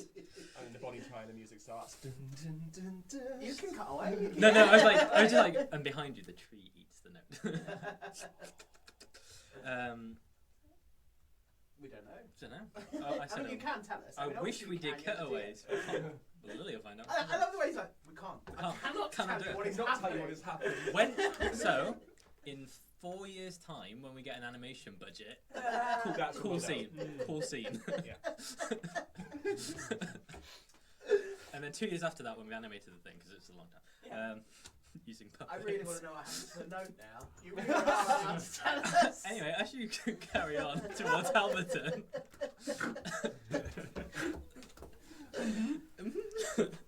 4 years. Kickstarter, get going. So yeah, as you head over it is a slight incline, and has been since you set off towards the woods. You seem to be heading up towards the island is sort of on a slope.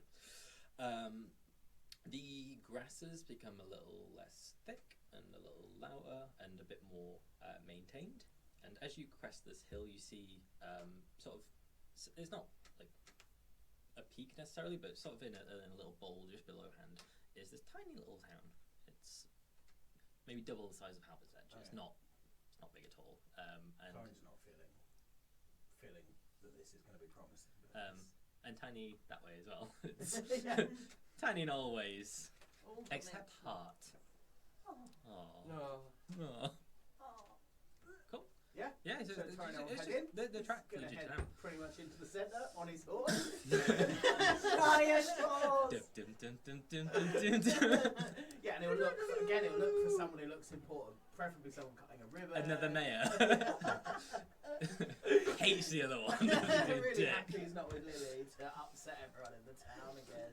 I mean, normally. So yeah, Torin So, will yeah. ride in, get off, hero, and yeah, look for someone who looks reasonably important. So, from the point you were at, it probably took maybe another 2 hours to get to Right. Halberton. So it's only like a 4-hour journey on the horse. But yeah, so as it's coming to sort of later evening, it's probably about 6 o'clock, 7 o'clock now. The town itself's not particularly bustling. It's not particularly busy. There's not a lot of people out on the streets. There are lights in most of the houses. There are a couple of people dotted around and closing up for the evening, but it's not,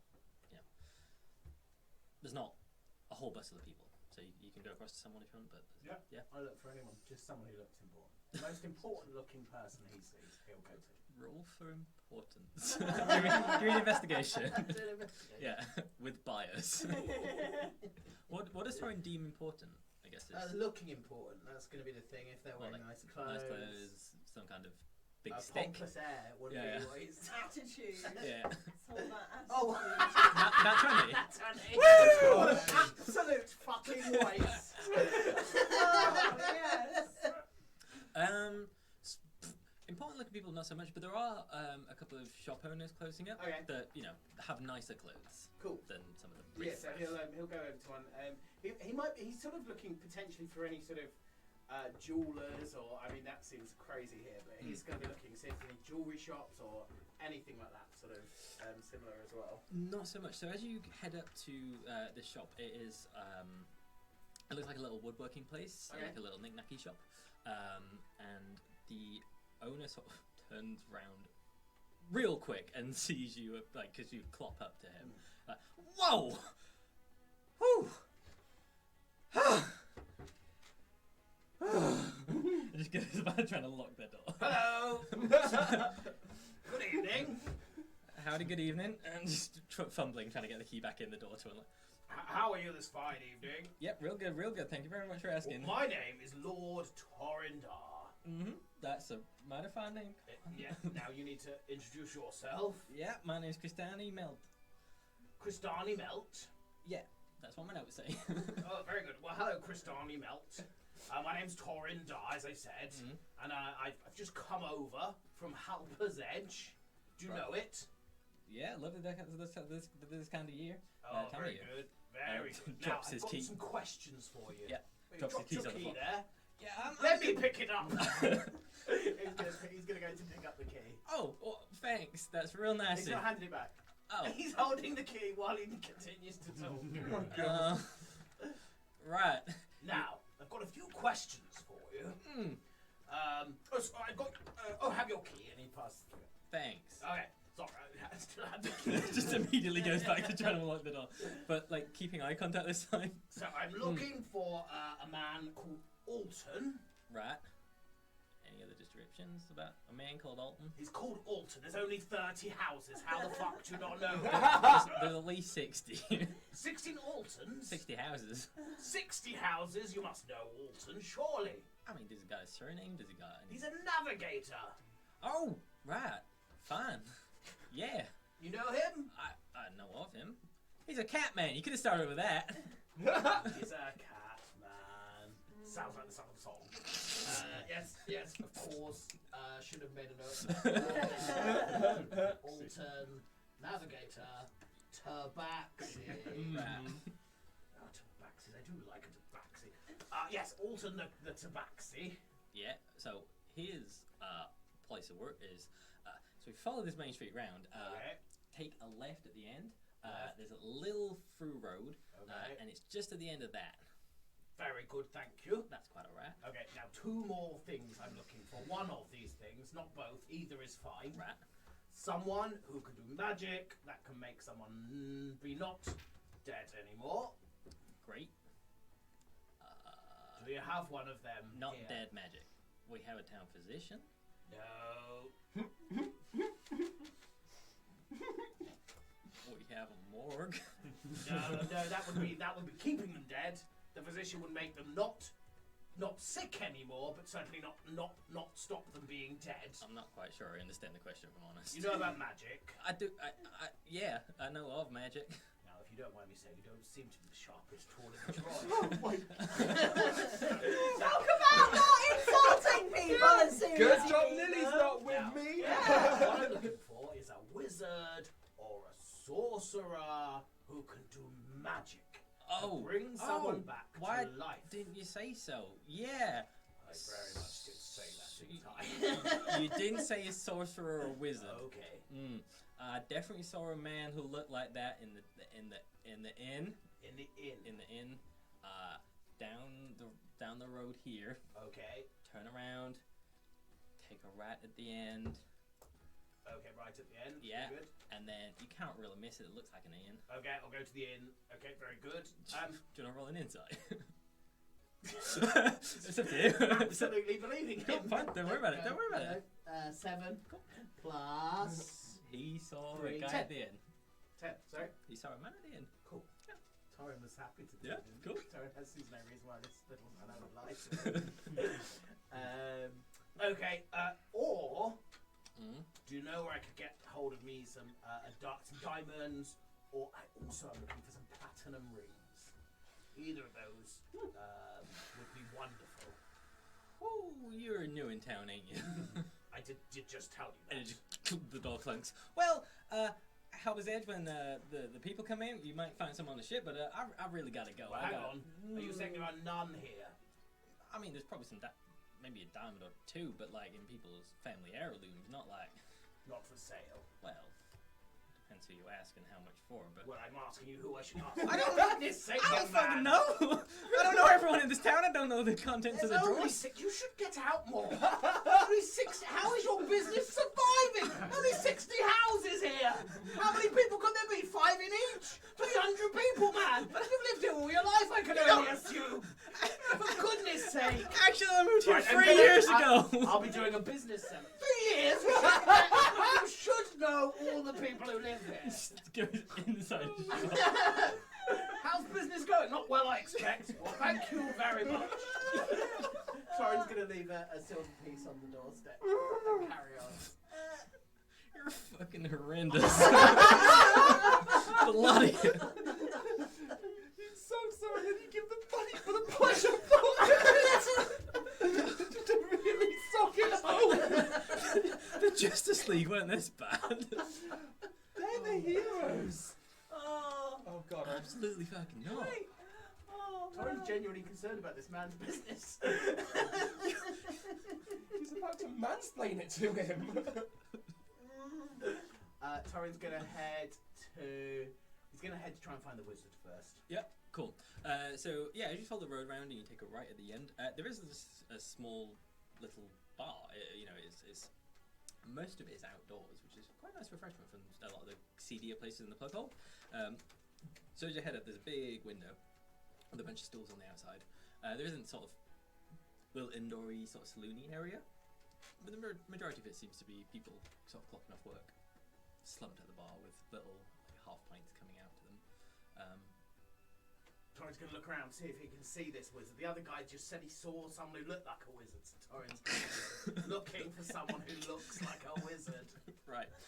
What's like, Oh. like Arian? Like, what's Torin's experience with wizards? In Paul's head, he's got a pointy hat.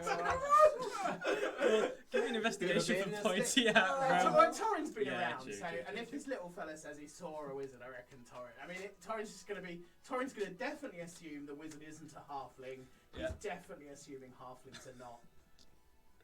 You know, they're lovely, but probably not wizard material. That's his assumption. Someone needs a copy of Tasha's. Torin's not got loads of experience. Yeah, give give me an So investigation. He serves him right, that one. Any one of them could be a wizard. Okay, so yeah. he's just going to ask the first half of you he comes to. Says, hello. Are you a wizard? I'm a wizard. Yep. He's going to find someone who looks less drunk.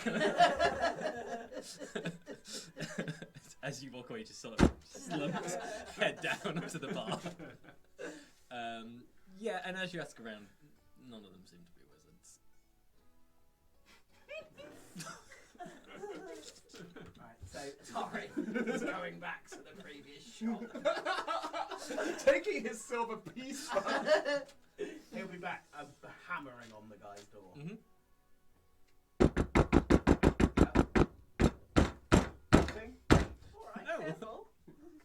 Any lights on in there? No, absolutely not.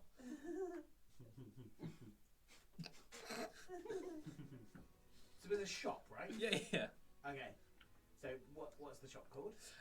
So it is called. Getting a terrible trip advice. Yeah. Uh, How do you give reviews? yeah. Please don't go online and give. So he's going to write a big note on pin it to the door. Your business it's is called Dumont. fundamentally failing. Sorry? Dumont. More. Okay, so Torin will go back to the bar and he's going to ask any. He will be asked. I mean, presumably when he's been asking, "Are you a wizard?" He's also, "Does anyone know a wizard?" Previously, did anyone? The general consensus is no wizards. No wizards. No wizards. Cool. Or sorcerers or Magic folk people. stole. Yeah. Okay. So Torin will now head to find the tabaxi. Okay, cool. So, unlike his wizard advice, finding Alton's place isn't too hard to do. I actually sent you on the right path. You get there pretty quickly. It's a small little.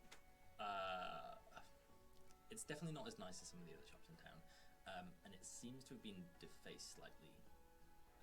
So there is like a boarded up window on the sort of window on the left hand side. There are little like breaks in the wood. The door itself, the paint's flecking. Definitely looks out of place as opposed to some of the others. Like everything's quite well kept. It looks like a homeowners association sort of town, and this is just like the odd sheep on the corner. Torin would actually like this town. Paul personally feels the sort of his anti-capitalism feels furious. It's white picket fence and then like toys on the yard. Like, So yeah, Torin will. He's gonna go and sort of knock on the door or whatever's there. cool. So as you knock on the door, Yeah. the door swings open on one hinge. Okay. So yeah, Torin will sort of catch the door Mhm. and say, hello. And there's no reply, no response. The lights are off, but you can hear something inside. Torin's gonna. Torin will. Yeah, Torin's gonna go in. Okay. Wonderful. So as you go in, the interior is much like this. Ooh. So it's a little 2 up, 2 down. And this is the entrance. This is a good map. This is Daisy. No, I made it. You made it. Yeah. It's really good. Thanks, guys. Good done. Yeah. It's really good. I like the piano. You like the piano? Thanks. I had to make that individually, every key. So yeah, as you go in, most of this is in some kind of shambles. The actual room itself has been turned, and it looks like someone has been looking for something. And in the center of the room is like drips and drops of water. And standing at the edge near the piano is Shouldn't have come here alone. a large, like, watery figure, and sitting within it is something quite familiar. The diadem of Theranos. Twindale for layman's terms. So it's okay. So Torin. So yeah, Torin was. Sorry, it's Torin going. Hello. And it sort of turns round in a way that it has a like design almost to it. It is it's a moving mass of water, and this thing is being kept almost to its core. It looks almost like jelly in nature in the way there's a viscosity to the creature, but it turns round and its body just sort of replicates that on the other side rather than it fully rotating. And it just says, "Where is Jneus?" And can we roll the damn dice? Oh shit. 3. What's your modifier? 0. Because I also rolled a 3. Oh. What's your modifier? Gonna find out. It's definitely more than 0, I think. Yes. Cool.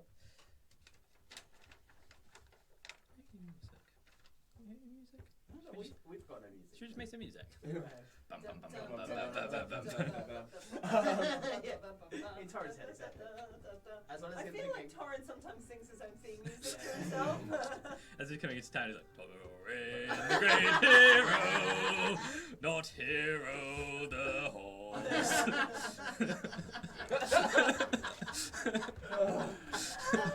That's the madrigal, folks. So yeah, and the puddles of water that are just before it.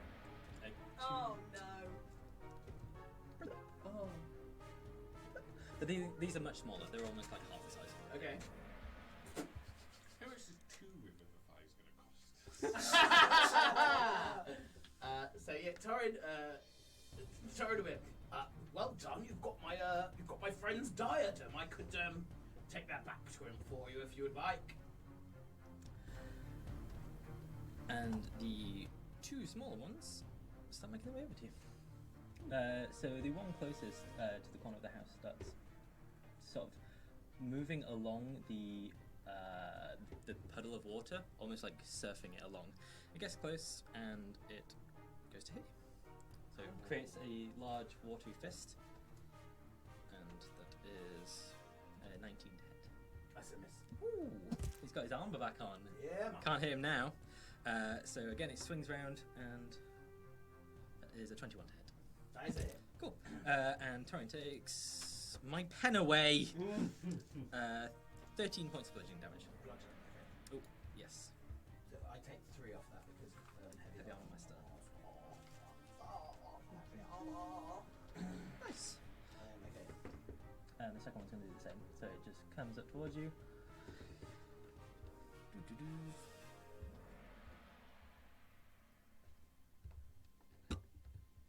Nowhere near.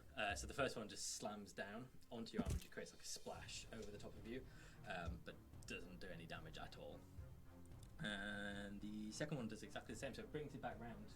The water sort of coalesces behind you and comes as a big fist to like reconnect to it, but again just splatters all over the armor, and you're a little bit wet. Moist. Cool. Right. So big boy's done. He moves over. And then just looks at you again and goes, "Where is Jneus?" He's on my boat. I mean, I don't want to fight, lads, because look, you're only made of water. So you can just give me the diadem. I'll take it to him, or No. are you friends with Jneus? And that is the end of its turn. Okay. Yeah. Torin's turn. Torin is going to. I think Torin's deciding discretion might be the better part of valor here. And Torin's gonna basically back out of the room. Disengage, I suppose he'll. Oh, use his action to disengage. Sorry? Using your action to disengage. Yeah. Cool. Excellent. So he'll basically back out and close the door.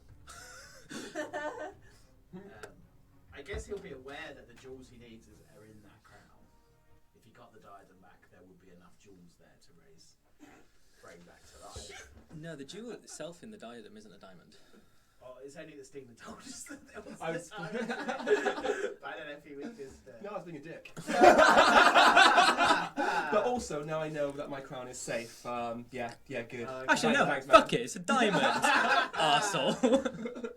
Yeah, so Torin's definitely thinking they're probably on his own, he's not confident that he would be able to take them. No.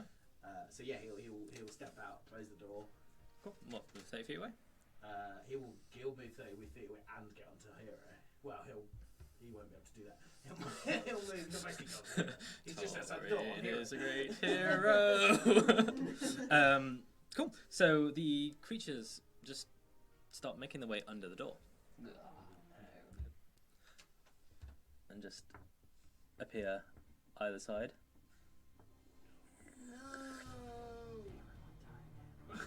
I should have gone to Hero. I should have waited, taken the hits, and then gone to Hero. Yeah, so that is a 26 to hit. To hit Torin or Hero. To hit Torin. That's it. Yep, cool. So that is...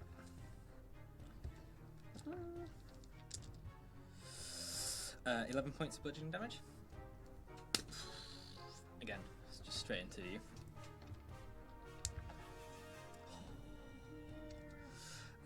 So the second one, just glances off your armor, and just its fist and arm just disintegrates and starts dropping on the floor, and it starts dripping itself back up through its body and regrowing its own arm. And the second one takes a swing, brings a little balled up fist and comes up as if to uppercut you. And again, just does nothing. Torin's armor just seems to be getting real clean all of a sudden. Like there are little droplets of refraction. You get a little rainbow in the sky. It's quite nice actually. Looking annoyed, it takes another swing and it comes around for a 20, not natural. Yeah. Yep. Cool. And that is not great. 7 points of bludgeoning damage. Cool. Right.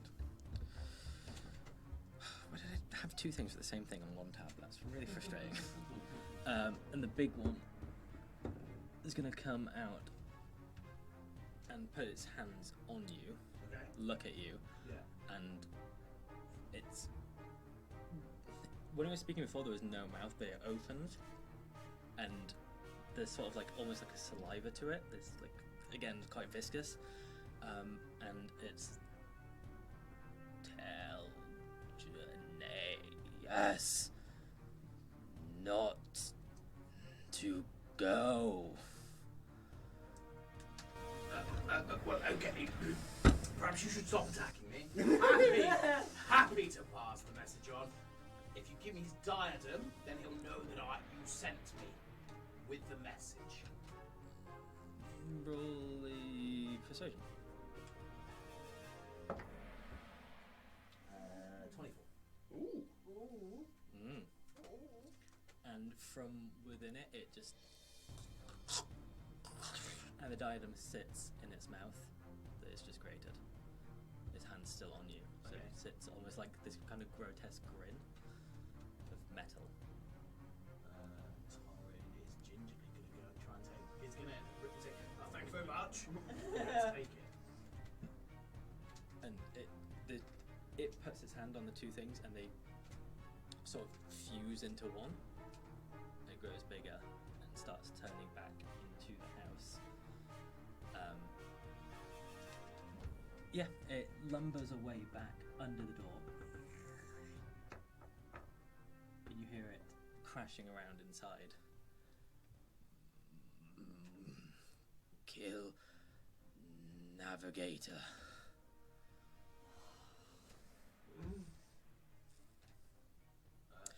Cool. Okay. Yeah, and we'll cut back to Rogg and Rogg. Rog and Rog. I thought I was free, and now blooming Alton. Happy cooking times. La-da-da-da. Rogg is now sat sort of on the docks near the boat. He's taken out, so the bottom of his sack that he has on his back is basically just one large bowl cauldron. So he would have taken that out, set it up on a tripod, lit a little campfire under there, and yeah, he's just sat now. He's stored some of the swordfish on the boat by now and there. If they've got like a food hold or anything in there, it's down in there. But no, he's sat and he's got a stew going with some of the other one that he's cooked up and done fresh. Yeah, he's just sat now. Yeah, just stirring, cooking away. Yeah, he's just having a unwind. So I imagine it's time of day starting to get dark, is it? Or Well, not for Rogg. I mean, some wibbly wobbly timey-wimey stuff, but you know, in the length of time it started to cook his stew. yeah. So he, as you start, prepping and start putting it into the pot, Chandrel comes down to you. Says, "All right, need to get this big bird into the into the shipwrights. Okay. No use being in the port; ain't gonna get fixed." Oh, isn't there? Have they said it can be done? No. They're gonna take a look at it at the very least. Oh, good. And there's have I gotten the time to finish this still? I would very much like to finish it. I imagine it's gonna be a couple of days. Big Oh, lad. this is okay. It will not take a couple of days. No, it will. I just said it'll take a couple of days. Yeah, the must do won't. So I'll be ready. Oh right. I will be ready. Yeah. Sorry, I mishear you sometimes. No, You no, gotta- it's okay. It's okay. Isn't that? Are you ever hungry? It's not ready yet. You can have a bit of a taste it. Well, Uncooked fish. tell you what, when we're done, Uh-huh. I'll be delighted to. Oh, okay. Well, it is not of a stage that I need to be at it. I can come and do some helping if there isn't a thing that I can help with. Well, I mean, we need to get her over there. If you give me a hand on the oars. Oh, yeah. I can be doing it. Yeah. Right. Come on then. Oh, no. Okay. And yeah, he'll sort of get up and sort of roll his muscles and everything. Like, it's been a little while before he's had a bit of a test since the fight. So yeah, he's ready to go, and he'll make his way and grab hold of. Last time was he able to sort of do one each side? Could he reach? Yeah, just about. Yeah. So he'll do that, and just to be a direct to me where it is we need to go. So I mean, it's not particularly difficult. She points out it's a little further on. You need to take the boat close enough that you can start then, with help, drag it into the shipwrights. So it's not far down the coast at all. Okay. So she points in direction and just. That's it. Then Mush. yeah, he'll go. He'll again, like he did before. He'll sort of be trying to thump with his foot to get a rhythm to go with, even though he's on his own. It's just muscle memory type thing. That's what he's used to. So yeah. Do you want an athletics Got check? it. Let's go. Let's have you roll some of that. Let's have what he does. Okay. 18. Yeah. Okay. Yeah, no, it's not particularly, like I said, the water's really calm, and you've got all the time in the world to get it there. So, with your little thumping, Yeah. almost Viking song-esque, Yeah. it's not hard to do. Okay. And as you get sort of towards the front of the shipwrights, a couple of halflings start throwing ropes up onto the to the masthead Yeah. and the figurehead. And they're like, "All right, can't think of the fucking noise now." Right, would you mind give us a hand? With a pulling, I could be doing the pulling. I think you might have been pretty good at that. Oh, will be. It's okay. And he'll sort of hop down off the ship then. Yep.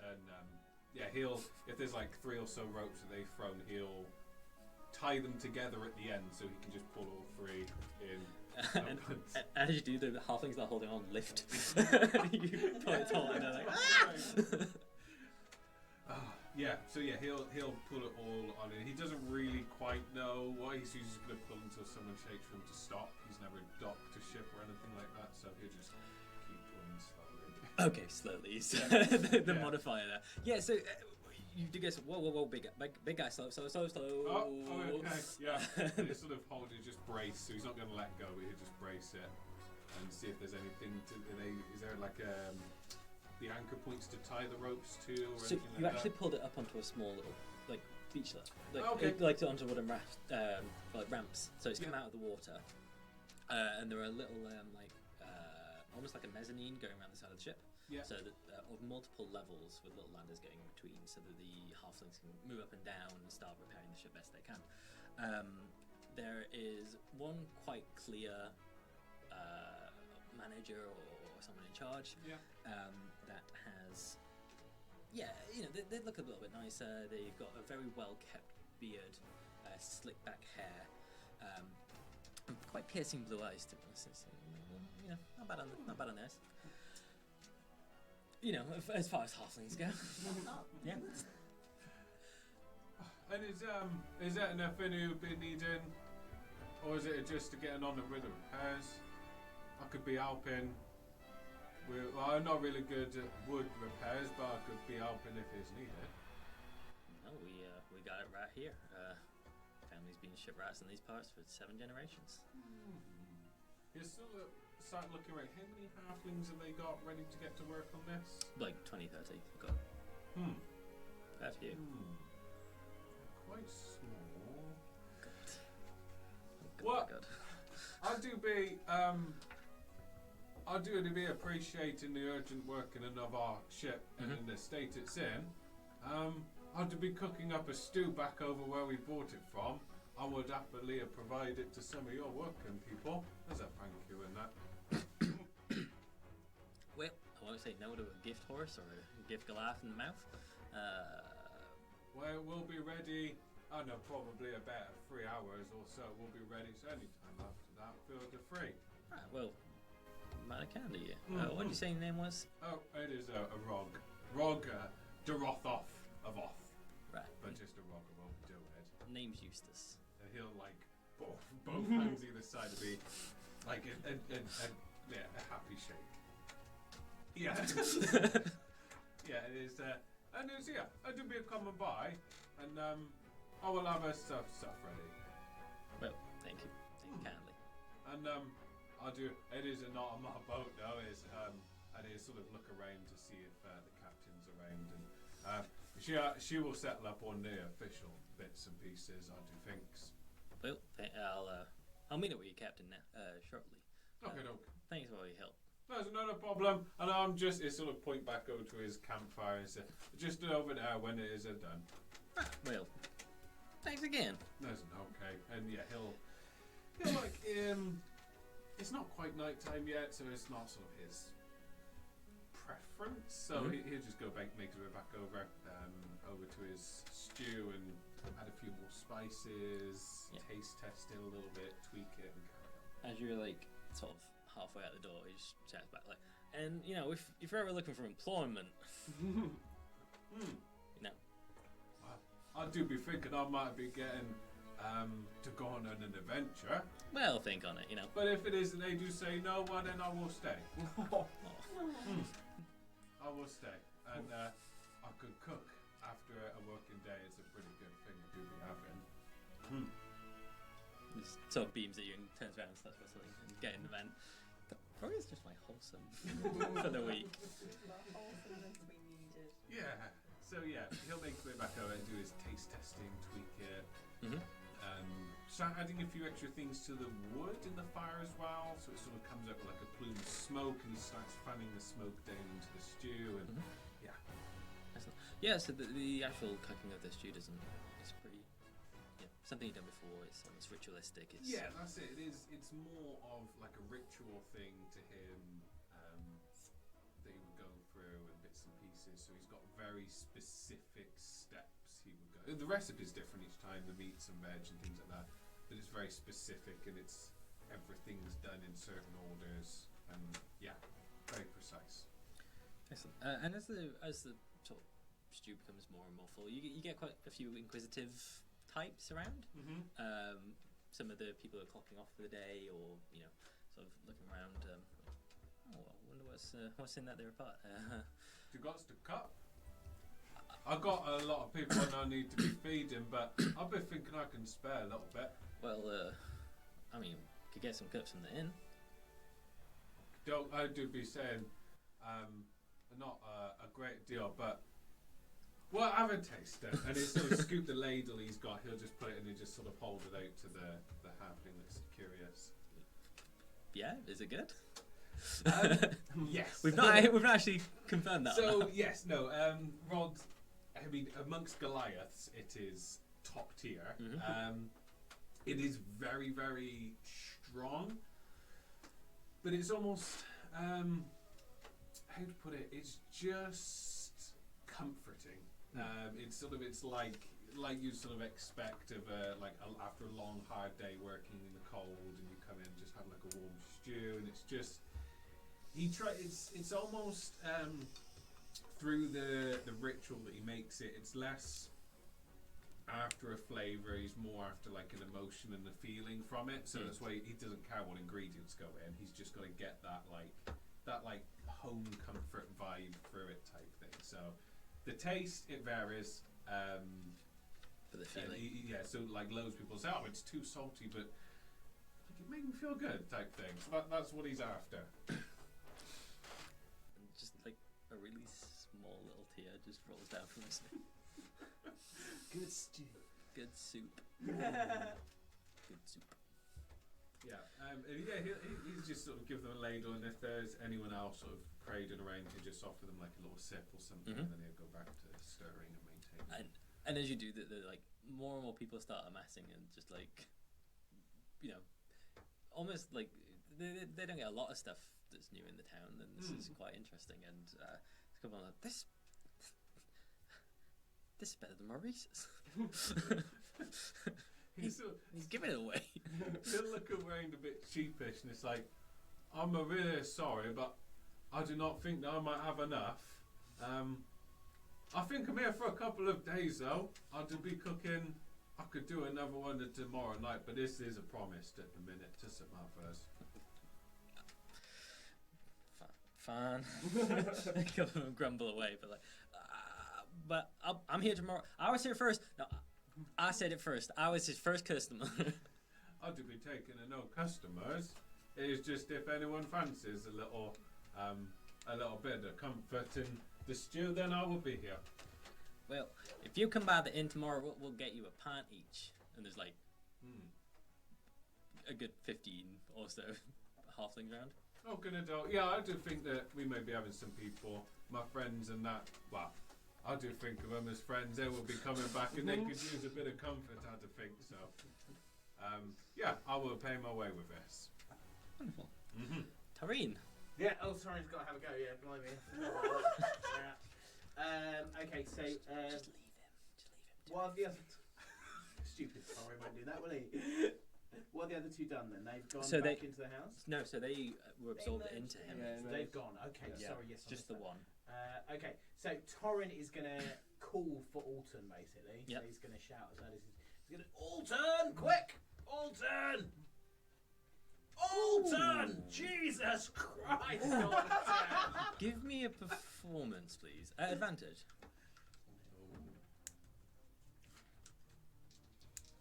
It's about loudness, and it's pretty loud.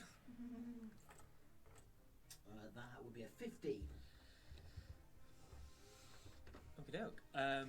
So on the second floor, there's Rogg like a heard it. yeah, word for word. Rogg is thingy from the Literature Mouse. Yeah, a mile away. I can hear the chorus a mile away. With a family magic.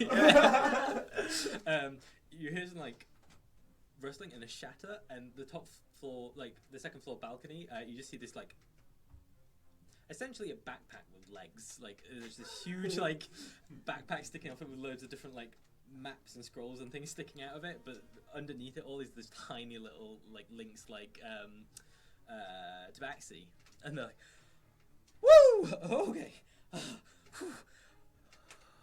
okay, gotta jump. Oh, hey down there. Okay. It's pretty bad in there. It's pretty bad out here. Oh god, that's high. Come on!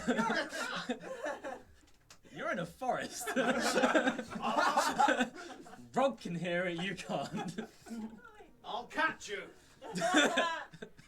With all the conviction. Ooh, okay. Okay.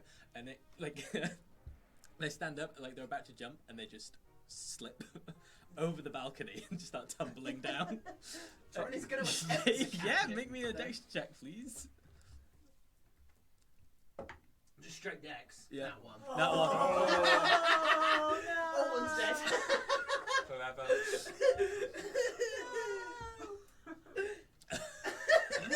I got that 20 earlier. You Which did? is absolutely fucking useless.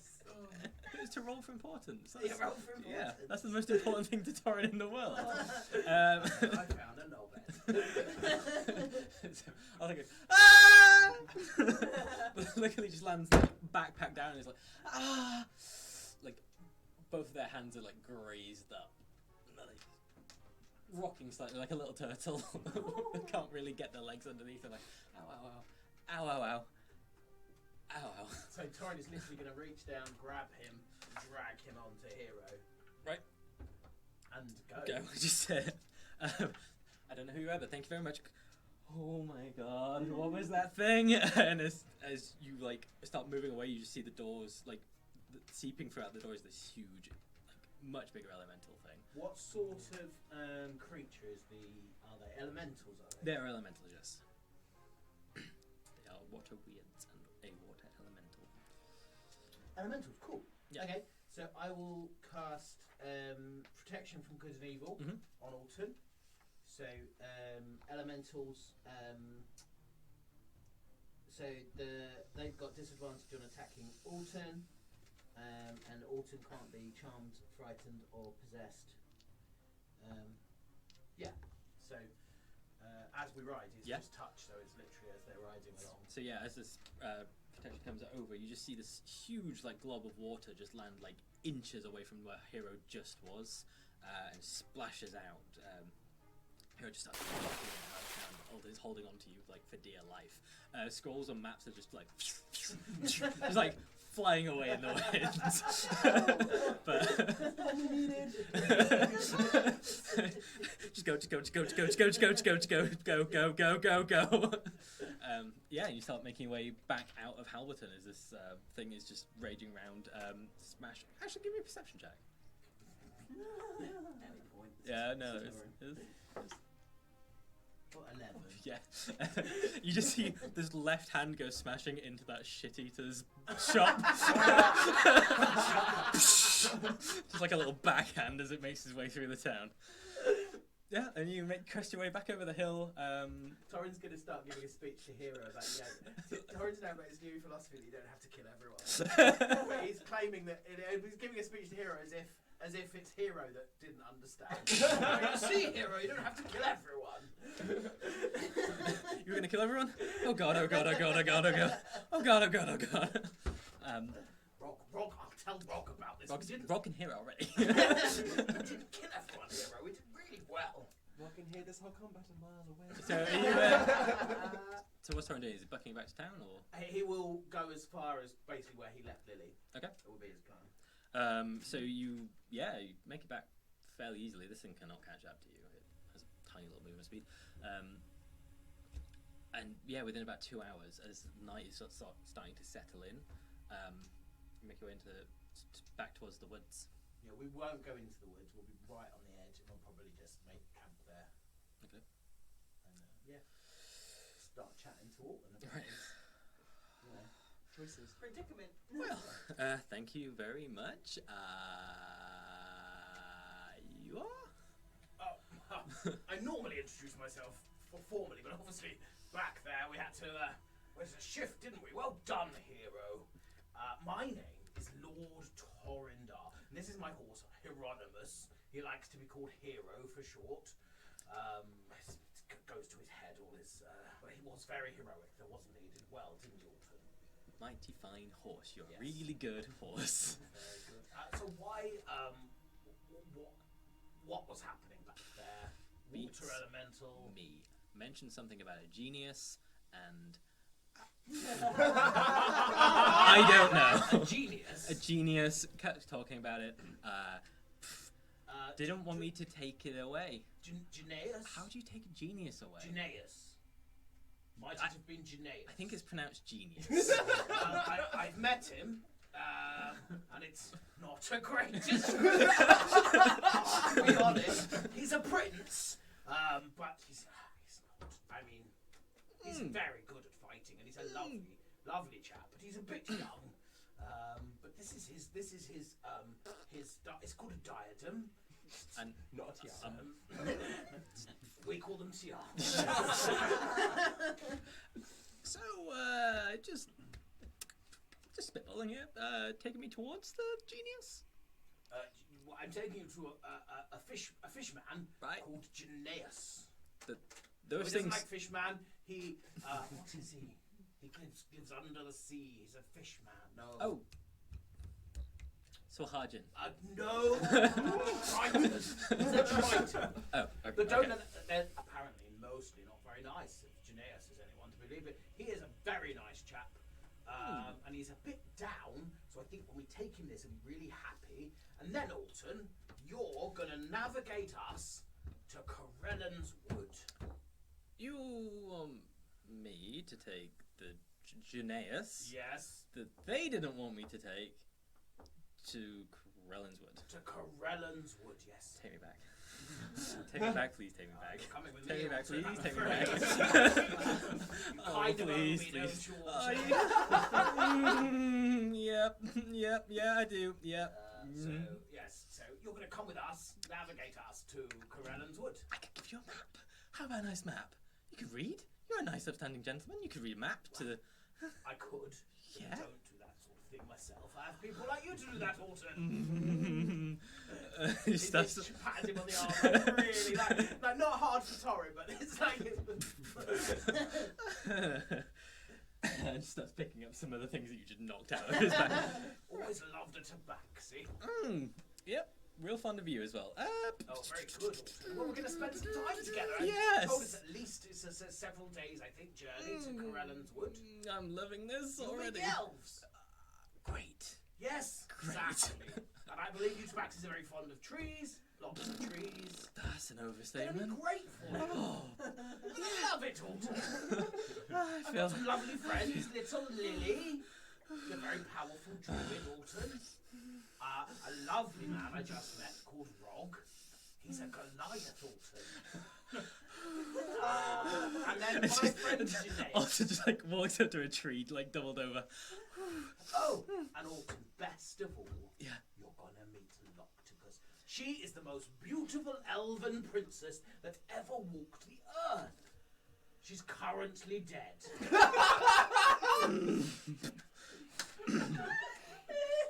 Traveling with her. My friend Lilli is working on that. She's a very powerful druid also. I don't know if I mentioned it. So, as you're talking, Alton dashes past you and jumps onto Hero. He's like, "Go, go, go, go!" Yep. Come on. Oh, Alton, you are funny. And Torin just goes to lift him off. Very good, Alton. But you owe me a favour now, don't you? So why don't you want to go to Corellan's Wood? Because I feel like things are gonna kill me if I do. Oh, that off. I mean, I won't lie to you. we do get ourselves into some scrapes, but look, I rescued a lovely little tabaxi like you, Alton. And how's Freen doing? I think I called a lot because. Sorry, I'm suspicious of you now. That No. was DM's tongue slip. Oh, she'll be fine. Yeah. She'll be fine. Lilli will do some druid things and be fine. Oh, another thing you don't know about Locticus, she's only got one arm. But Lilli's we've got a magic stick. We've got this magic stick and he's pulled the stick. We've got this. It's apparently a really important piece of tree. Lilli's gonna make it into an arm for Locticus when we bring her back from the dead. Don't. Alton, he's gonna take 2 coppers out. He's gonna put them over. Alton. Don't worry, Alton. We don't. You can stay alive. And as you do, he just falls backwards and just faints. That's it, Alton. You have a little rest. Oh my god. I know more feels. Excellent. So how long are you resting for, Torin? I don't know if Torin is aware that Alton is going to attempt to escape. Torin is aware that he's currently kidnapping in the friendliest possible way. And he also doesn't really. So I don't think he will have in terms of, he'll have no activity. He's going to wait for Lilli. He's going to wait till the morning. Yep. but he won't sleep. He'll rest. So, but it will be a sort of he'll be awake, waiting for Lily, and making sure Alton doesn't escape. So,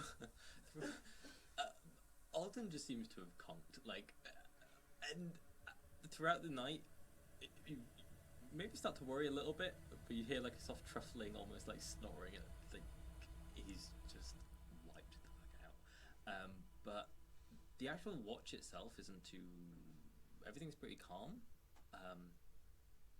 but Lily doesn't come by daybreak. I think Janaeus. I think. I forgot who Genius. Genius. So I think Torin will now. Torin is knows.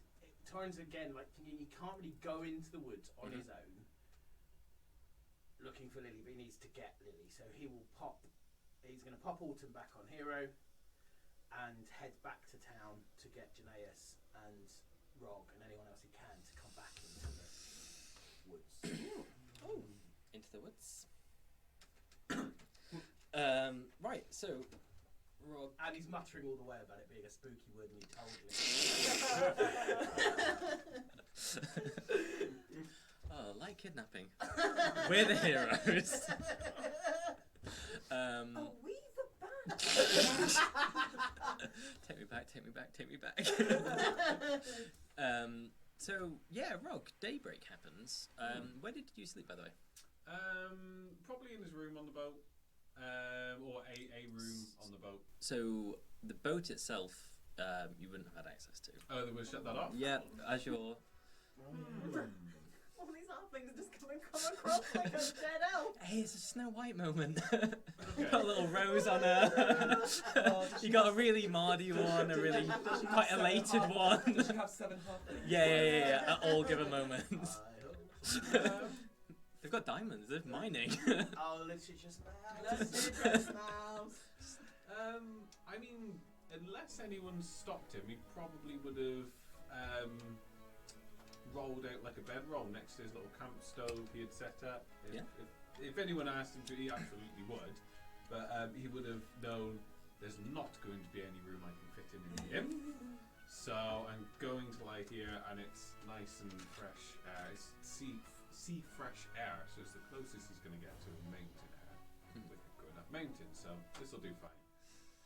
So,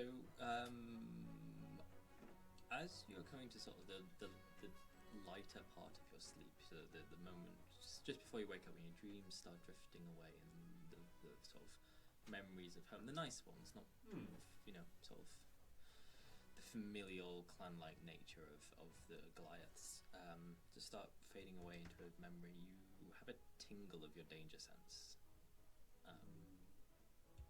and your eyes snap open. Yeah. And there is a creature stood above you. Okay. And would that creature like to introduce itself? Yay! Oh. So stood above you, you have a half-elf who presents a lot more human than he does elf. And he's very dark in features as well, so dark hair, scruffy, upkept beard. He's got piercing red eyes. And he's just wearing kind of commoner clothes, just like a vest not done up, and just loose trousers. He is wearing some nice leather shoes, though, that somebody may have made him once. But yeah, he's not armoured at all. He's standing with something that's between like a staff and a spear. It's called a yikua. So there's like a stone blade, like put onto a sturdy wooden staff. And you just hear him stood over there going, "Oh, mate, I told you, you got to make a vegan option if you're going to do the stew, mate. Come on." Yeah, he just sort of he's just going to stay laid down, look up, he's just going to like laugh to himself. I did not think I'd see her in this place. Mate, like, it's, I can't tell you. Getting out the PlugHole, insane. Absolutely insane. In fact, where's Chanjel? I need to have a word with her. Is it not? I've been noted at the minute. We did go on a ship through the city. Yeah, you Did you did. see it? Yeah, you did. Uh-huh. Everyone knows. It was pretty obvious, mate. A lot of us saw it. Yeah, was it? Yeah. A fantastic thing. Yeah. I'm pretty tired. There's a stew left in there. It's a fish. Yeah, no, I'm vegan, mate. You can drink a liquid. Everyone wants to say to me. Pick the fish out. Oh my god. And then, yeah, he'll just sit there and start picking some fish out. Does shoes them is holding up well?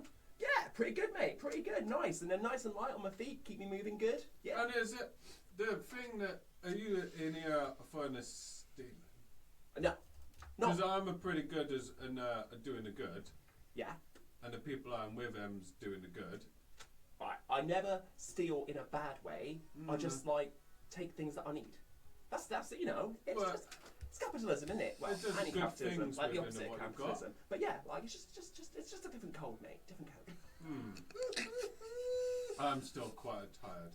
Yeah, definitely, at the definitely. moment. You chill. Yeah. If you see Sunjel, like, definitely looking for her. I think I saw. Did I see the clown? Yeah, is it getting a repairing? Right. Because we did a sail through a bit and they called the Titan's Grass. You went through the Triton's Grass. Yeah. You went through the Triton's Grass on a pub. Yeah. You went through the Triton's Grass on a pub. That's... We did it was a thing, and then there was another dragon turtle. It was not fantastic a fighting. What do I know of dragon turtles? Myths at best. Yeah. Like, I had to get her to use the sword, the Titan sword. I had to get her to use it. What? The bigger sword that I never do get to use. I had to get to use You it. got to use it Uh-huh. on the turtle, big dragon turtle thing. Well, yeah.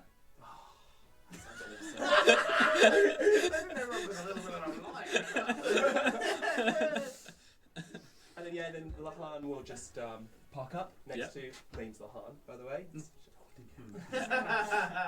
And just park up next to his buddy Rogg and be picking fish out of stew. It's a good stew, to be fair. Well, I know it's a good stew, but Yeah, that'd be fish. it's a broth. The rest of them is to be coming back. hey, The people, I do forgetting the names. They came running to the pub, and then the pub was, as you did see, gone. well, yeah, I didn't see all of it, but And they seemed like a good people, and they're venturing type, and that they did say, well, the one of them did say that I could go with them. I could see if you could come with us, unless you're on another business. well, to be honest, mate, the PlugHole, right, shithole on the best day. Now it's on its worst day, so it's like a big shithole. Even worse. Yeah, so it's completely locked down.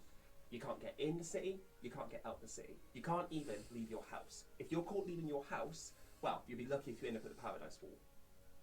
So, yeah. I don't know who's pissed the Seven off, but they've pissed them off to the point that PlugHole has come to a standstill. So is it kind of on the run then?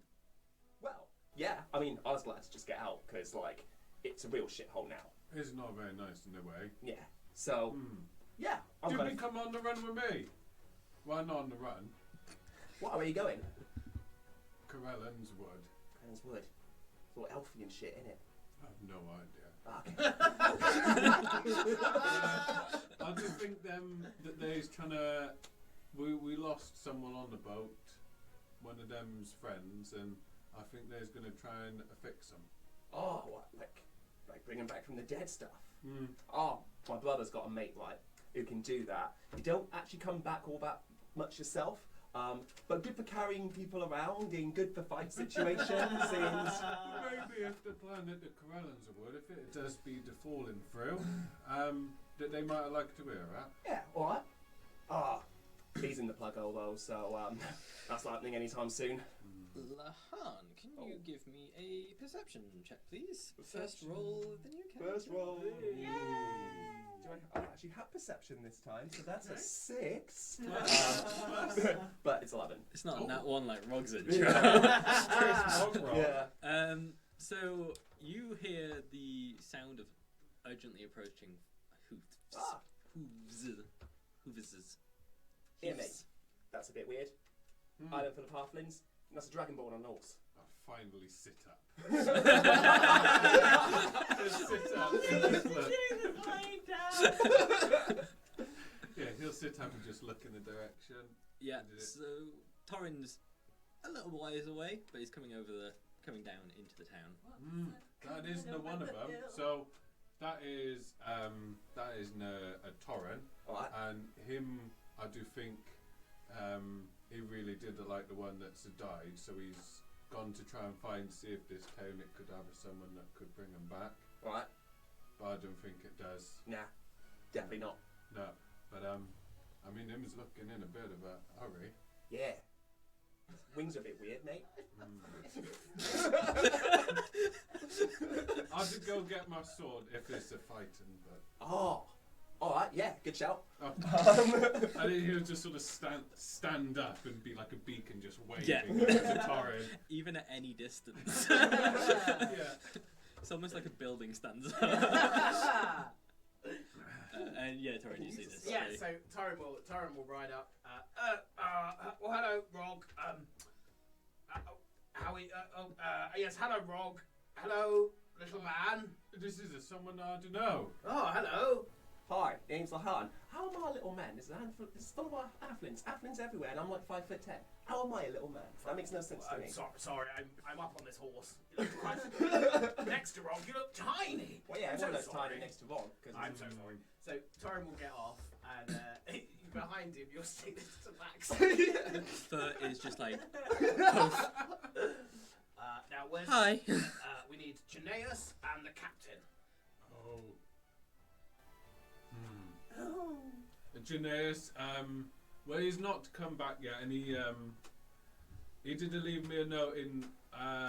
Well, I'll just give it to you to read. And he sort of drags this piece of paper out from under his van brace, and I've not read it, but he did say it's for you. So Torin opens the note. Yep. He doesn't know what it says. What does it say? Is it like a voice now? Gonna Yeah, come yeah. from Janaeus? Okay, character switch time. Bed empty, car gone. Tower. I write this letter with a heart full of shame and regret. I wasn't being completely honest over the past couple of days, and my plan was to divert us to somewhere that is definitely my business. It's my mess to sort out. And to drag you all along is unfair. And each time we seem to do anything at the moment, it results in one of us dying. And I can't see that happen anymore. I don't think this is goodbye, so I'm just gonna sign off and say, catch you laters. Oh dear. Oh dear. He's been reading too much Harry Potter. Has he shined? He's a turf hunter.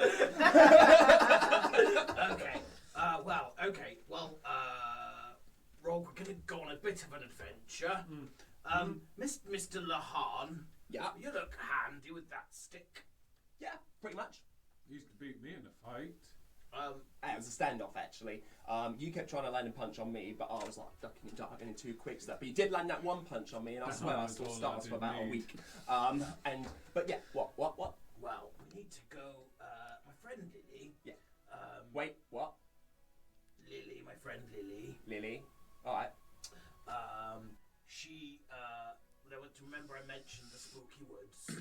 I said they're very spooky. Yeah. And we looked at them. Yeah. And Lahan, I've got to tell you, they were spooky. Yeah, woods are shit. Now, have you ever met a druid? Lilli? Lilli a druid? Lilli is a druid. Lilli the druid? Yes. Uh-huh. Look, she's Lilli Amberfaff Mernig. Lilli Murder Machine Mernig. Well, she wouldn't like that nickname. Well, I mean, that's what everyone's calling her in the PlugHole. In the PlugHole, Her yes. and her fishy boyfriend laid waste to the city. They tried to tear the whole town apart.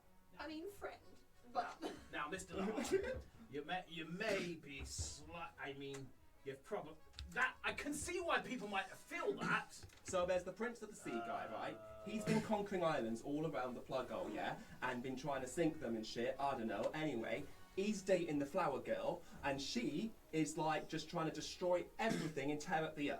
And that's basically. Is that the she's. story they're spreading in the PlugHole? That's what everyone's saying in the PlugHole, mate. Don't tell Lily that. She'll be very sad. Mate, I've got the wanted poster here. I want to sign it. It'll be worth a fortune when she's I dead. probably wouldn't tell her that. And on the wanted poster, there's like a very sort of demonized Lily. Like her features are elongated and sort of like fangy, and Janaeus is like twice as buff, and it's just like the bottom half of his face is in, and just like it's all peck. But this picture, Janaeus will be very happy.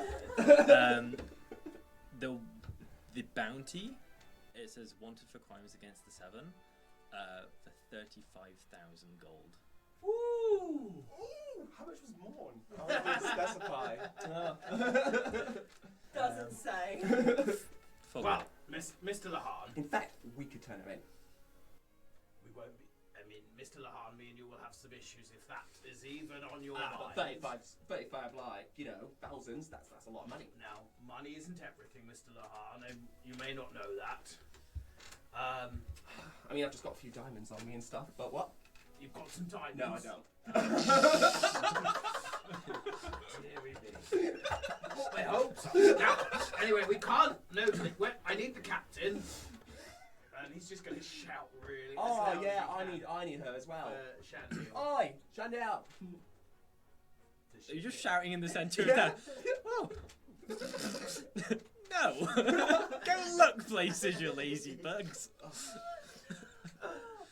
So yeah, I mean, he's gonna say, right now, we're gonna go back to the spooky woods, me and Rogg. You can come and help us, but you mustn't kidnap Lily. I'm not gonna kidnap her. Do you understand? Rogg, do you I vouch do, for him, I Rogg? do be a trusting. I do be the trusting him. Okay. 85 big uns though. Well, and it- and Hey. So, can they help but over here? Prince is gone? He's gone? He's left, he's gone? Who's that? What? Who's asking us? The only other character on the back of your horse. Wait. Oh, sorry. The prince was here too. This is my new friend. Hey, just saying, if he's gone, Yeah. yeah, you don't need me anymore. Alton. No, Now. I'd just be slowing you down. I know I said you shouldn't have kidnapped him. Alton is going to come with us. He's been shanghaied. How are you at kidnapping? Connor is currently mouthing help. So, did you say that the prince was here as well? Janaeus was here. He's Right. probably gone for a swim. He'll be back. He often does this sort of thing. He's got into this whole emo phase. You're hanging out with the biggest fugitives from the PlugHole. Well, I did not be knowing what exactly it was that was going on. I was on the bar, and then she did shouting to be defending the bar, and then the bar was sailing. Why? But they is a good people. We didn't. I do not think in it of what you've been saying is all that accurate. Well, I just said the talk is she's a mass murderer, and Hi, Hi. and I'm kidnapped. Just guess my will. Alton, you're not kidnapped. Hey, there's a kidnapped guy in the back of horse here. You'd be looking a little bit unease on the. No. There's stew left if you want, and for if you're hungry as well. Oh yes. Quick. Well. There's not much. We probably need to head back. Maybe we'll have a little bit of stew. I'll do get it. You do about in your things, I'll dish that. can I get down, Mr. Torin? Oh, Alton, get down. Alton, you're not a prisoner as such. Alton, you owe me a favour, as you know. Yep. And the favour is simply to navigate us to Corellan's Wood. That doesn't seem too bad. I'll even pay you. Right. Tell you what, my payment could be let me go. Oh, we'll certainly let you go, Oh, Alton. right. Thanks. Once Pleasure doing we've got business. to Corellan's Wood. Why isn't that got unnerved about it? Hmm? Why isn't you seeing all unnerved about leaving? Oh, well, my house was just attacked by, water things. Pretty good reason to leave then, isn't it? Yeah. I rescued him. Me and Hero. Rogg, we didn't kill anyone. They Oh, good. I do be thinking that it might not be.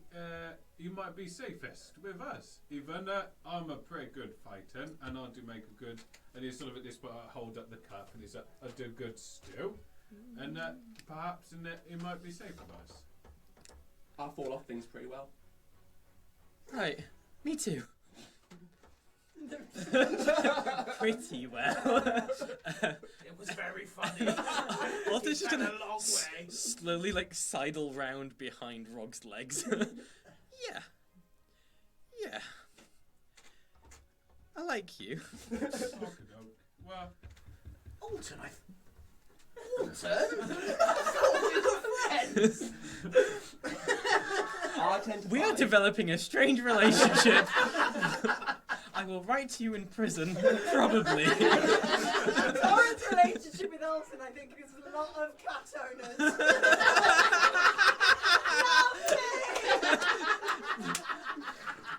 Alton just shows his butt.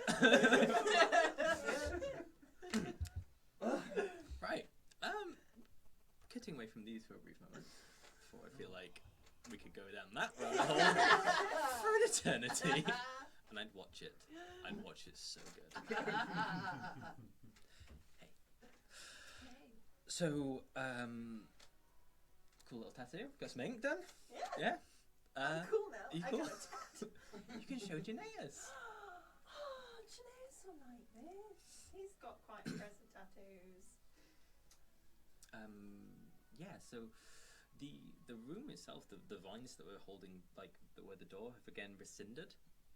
And the pathways open back out. And the Earth Mother figure.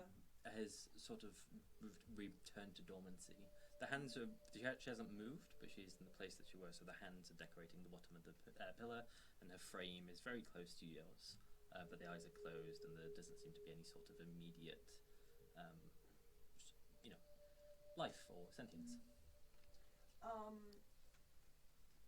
She's going to kind of in front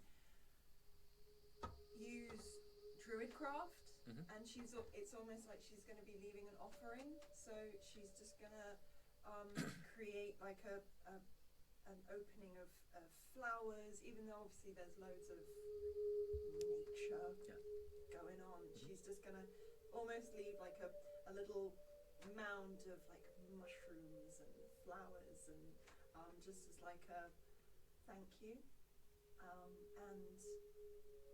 then kind of look at the Earth Mother and say, I'm not. Thank you. I don't really know. I've got to go now. I've got to look after Frame. Is that okay? And she'll just sort of turn around and start and head off. Yeah, and as you turn around and you finish casting that spell, the tattoo or the outline of the seed starts feeling a little warm, and from it grows out this long, slender, it's almost thorned. It's green and yeah, let's do it. It is fresh growth, but like a staff, covered in thorns, but away from your hands, obviously. But it is attached. Oh. Yeah, it has come from you. But she can't separate it. Can she send it away? That's gonna make eating really hard. She's gonna kind of look at it and try and I don't know, let go and see what happens. Okay, so you can't let go. It has grown from you, but as you are sort of I guess you wanted to let go, or you wanted it to go away? It's kind of like Spider-Man. She's just gonna keep making different hand gestures and sort of, and then she's gonna tap it down and sort of tap it twice, tap it 3 times, see if that does the trick. To what end? What's she trying to do? To like retract it. Okay. And as she starts willing it to retract, it does. It goes from each tip and rescinds back into the seed. And then she's going to kind of open her palm and will it to appear again. Yeah, and it comes out.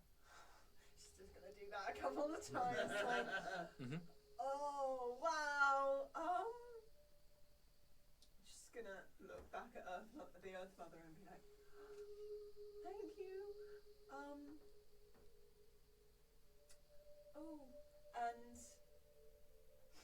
I don't know what she's like. She's just gonna like hold on to it, and kind of give it a bit of a hug. Mm-hmm. Yeah. And really, yeah, sort of almost like have a little moment staring at this image. And as you give it a hug and you hold it to you, it retracts, and then it sprouts from here into a circlet.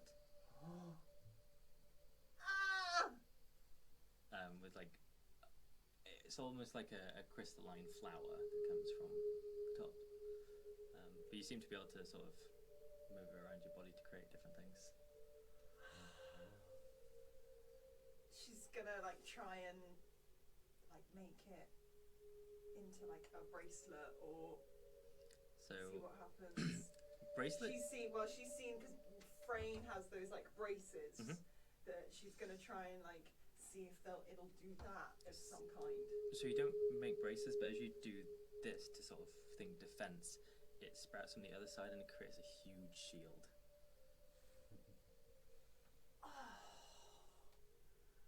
Oh wow. And it feels like there's more like dormant in it, but that's all you can sort of pull from it at the moment. It is growing with you. Oh wow. Okay. Good shield. And she's gonna try and will it to retract back into her palm. Like, and she's just gonna look at her palm like, oh, well done. And again, and she's gonna put her palm on the sort of offering that she made and just kind of imbue it more and just like that's the best she can do in terms of like showing her gratitude. And you feel a full connection to the Earth Mother and your druidic powers that you haven't felt since your staff has gone. And she's just gonna feel a little bit like bolder. And she's gonna turn around and leave, won't look back. She's just gonna crack on and head back to the portal. The portal. Yep. And as Lily steps through the portal, that's where we'll end this week. Oh. Wow. Good. That's so cool! I wish this could do that. Make it carrying around town a bit easier. Oh man. I'll send you the deets of Yeah. the Torin got reconfigurations. Torin got the best. The new pet. Torin is now What's the that magic- person. Could we get a magical inhaler?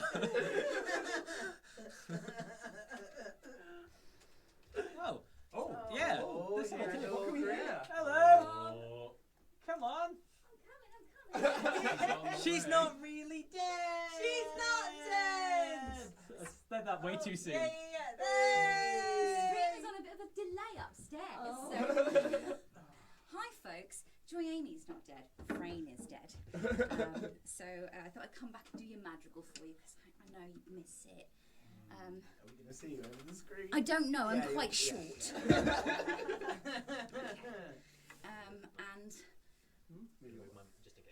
And Just in case. Whilst Joy Amy gets herself thank settled, you. I hope you've enjoyed the stream as much as we have, because it's been so good. Thank you for my seed. Oh! Hey! Oh no!